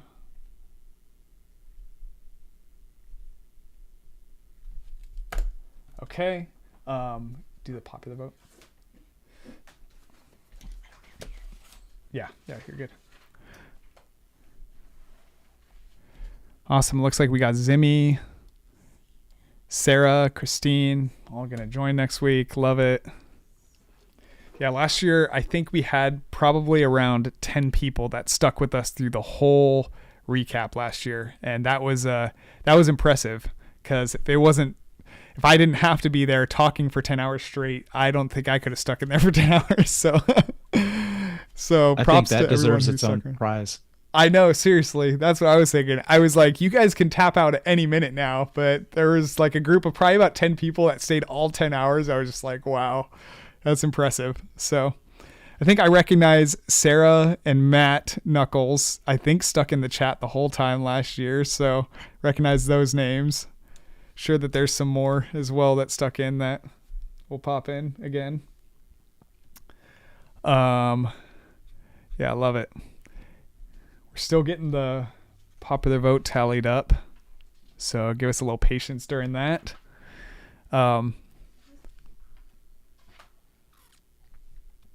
Let us know in the chat what your favorite or actually let us know how you found out about this competition this year. Are you a returning competitor? Did you find out from one of the judges on this panel, from their channel? Did you find out from my main channel? How'd you find out about the competition this year? And What was the reason that you chose to join the competition? Love to hear that. I'm going to put it on the stall screen for a second. We got something going on in the back end.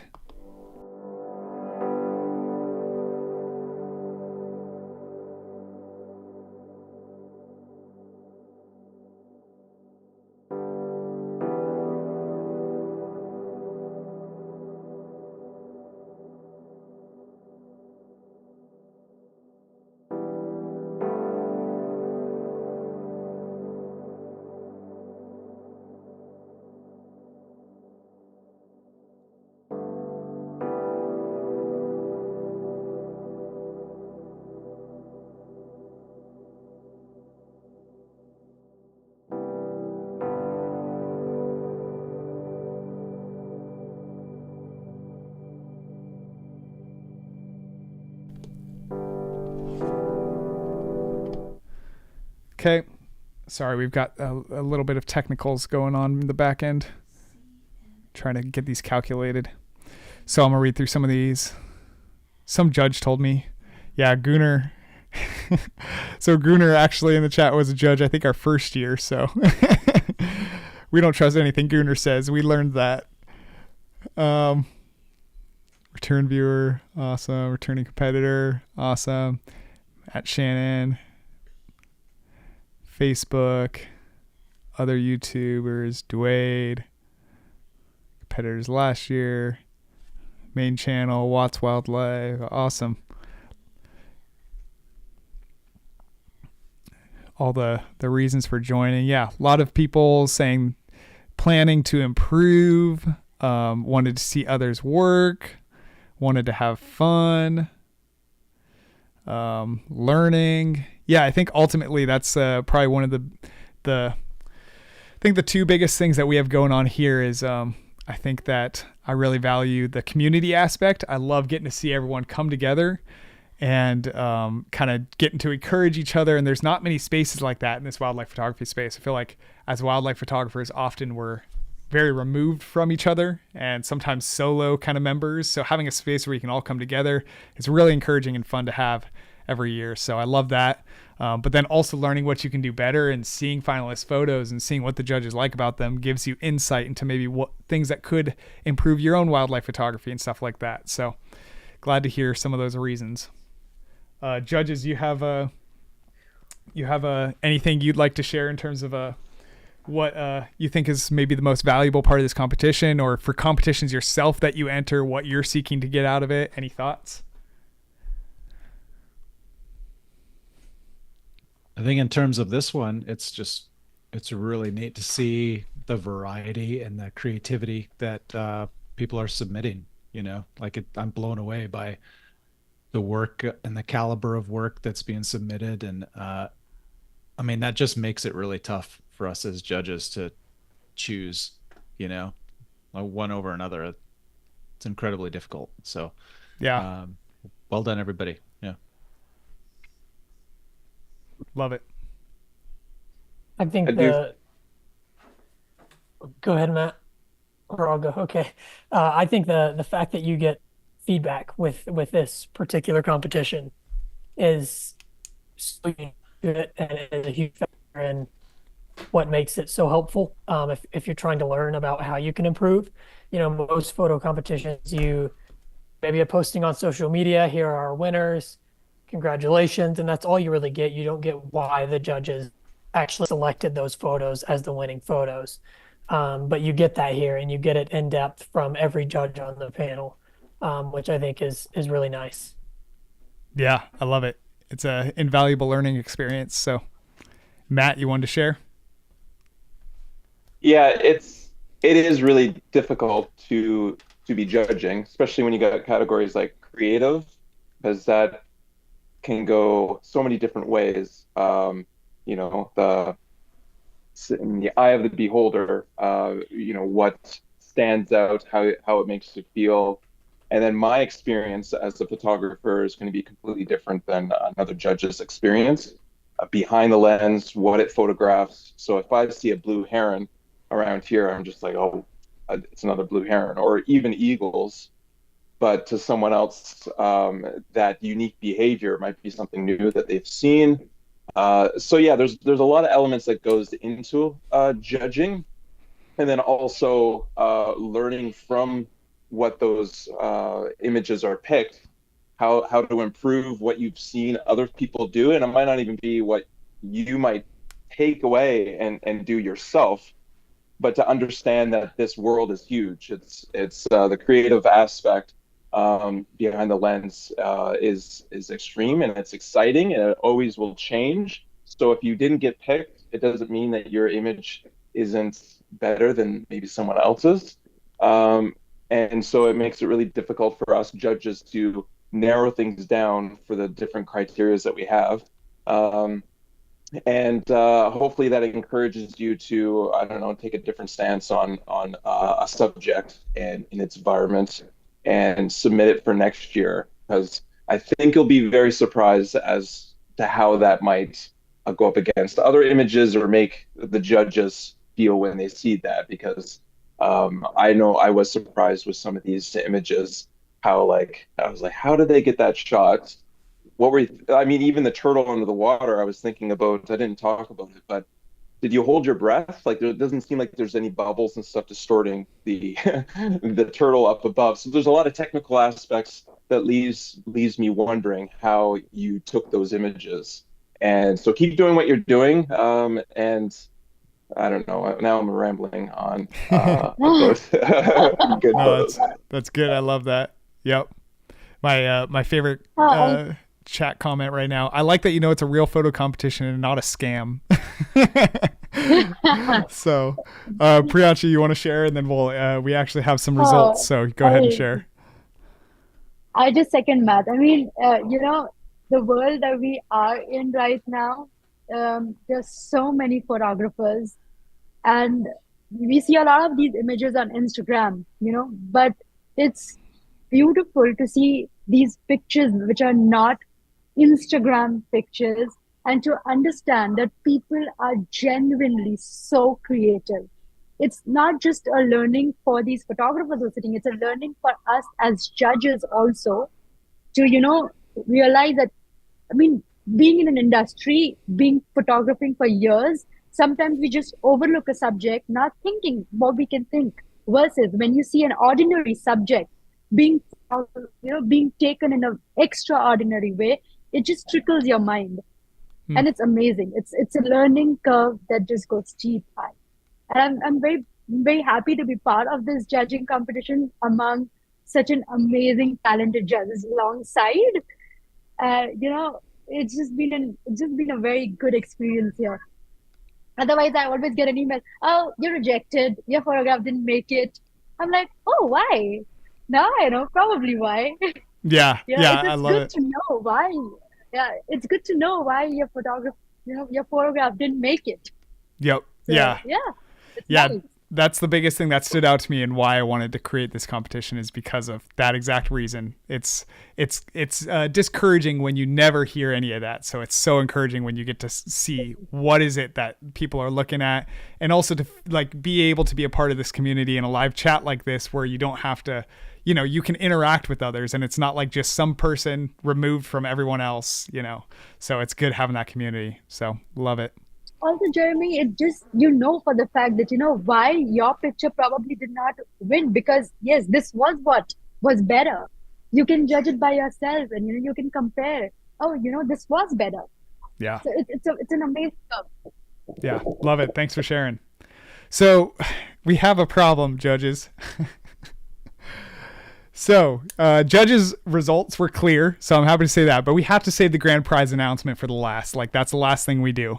But for the popular vote, we had a tie between two images.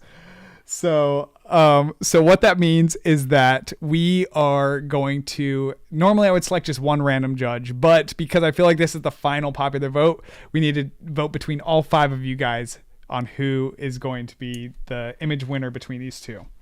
So let me tell you guys which 2 had made it to the final, or are in competition for the final popular vote. So we have image number 9N for the final popular vote versus image number M5. So we have the macro and the new photographers category, which is exciting. We've never had a new photographers category win the popular vote. And we've never had a macro image win the popular vote because that category has not existed. So either one of these will be a first time popular vote winner for the category. So once again, that's image number N9 and image number M5. So judges, if you would like to cast first or second into our scoring system.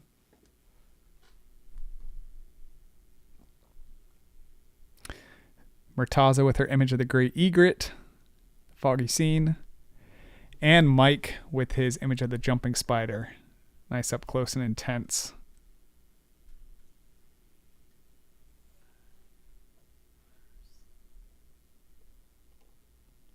And yeah, I hope that many people take me up on that follow-up live recap I'm doing next week where I review all of the images, because I would love to go through anyone who is really interested in having those photos reviewed. That is definitely my intention with this event, and for as long as I possibly can.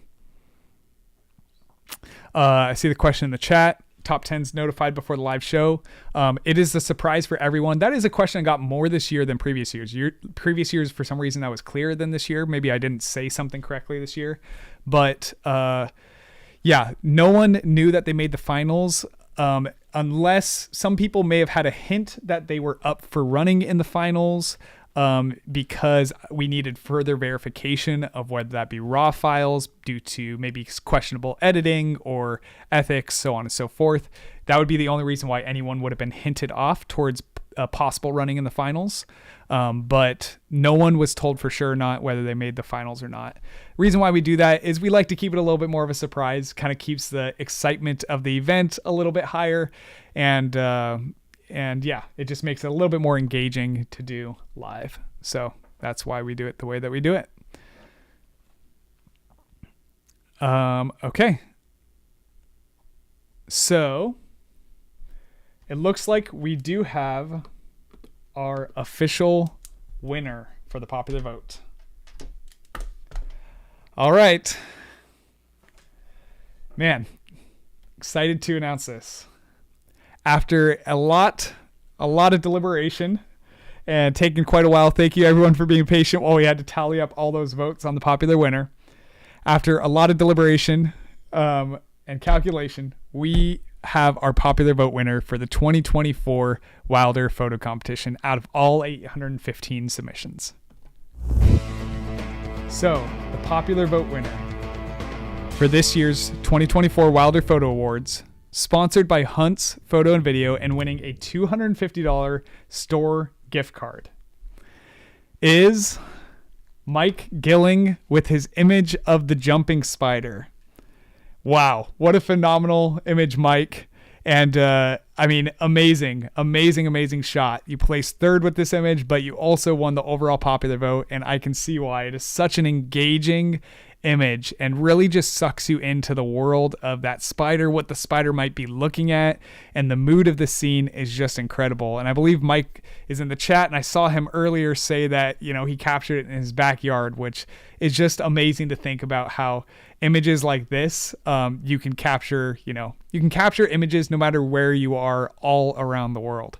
And so I love that. Sometimes it's, you know, these full circle moments where, you know, you're out on these crazy and grand adventures, but then right back at home is where you might wind up getting some of your best work.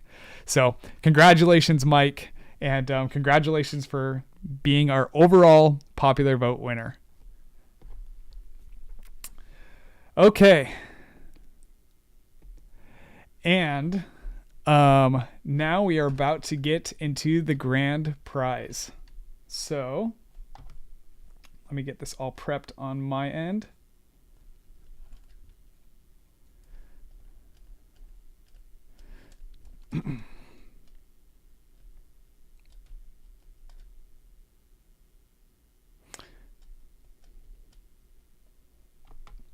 Okay.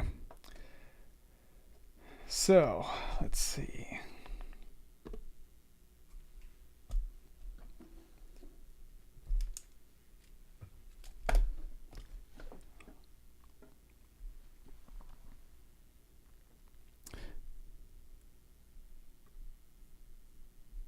All right.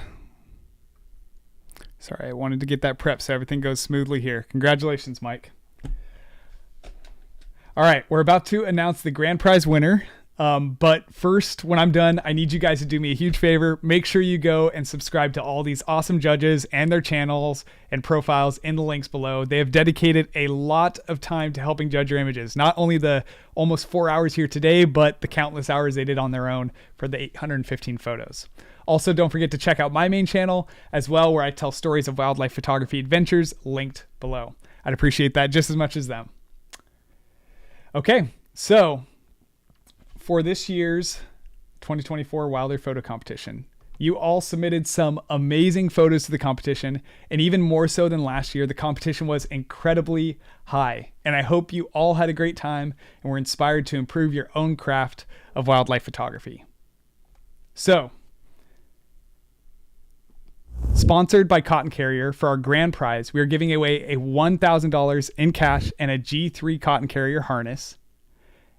And without further ado, the grand prize winner of the 2024 Wilder Photo Competition and being crowned the Wilder Photographer of the Year is Nicholas Largy, with his creative image of the turtle backlit against the sun over underwater. What an incredible, incredible image here. Phenomenal. You have won the $1,000 in cash and the Cotton Carrier G3 harness and are officially the Wilder 2024 Wilder Photographer of the Year with your incredible photo. I love personally how this image just gives such a unique look into nature and just the world that we live in. And artistically, it is just stunning in every way. So unique and so well captured. So congratulations, Nick, on your winning image for the 2024 Wilder Photo Competition. Thank you guys so much for watching. Thank you guys. Oh my goodness.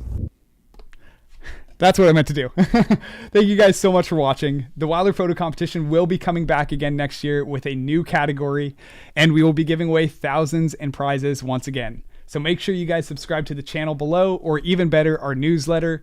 And thank you again to the sponsors of this event.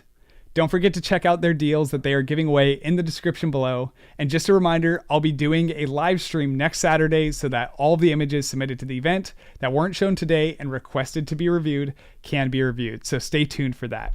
You guys can also join the link to the Discord in the description below to join the new community that we're starting up there and share your photos with one another. Thank you all once again for participating in this year's Wilder Photo Competition, truly a one-of-a-kind competition in the world, and thank you all for making this fantastic event what it is. I cannot wait to see you guys next time.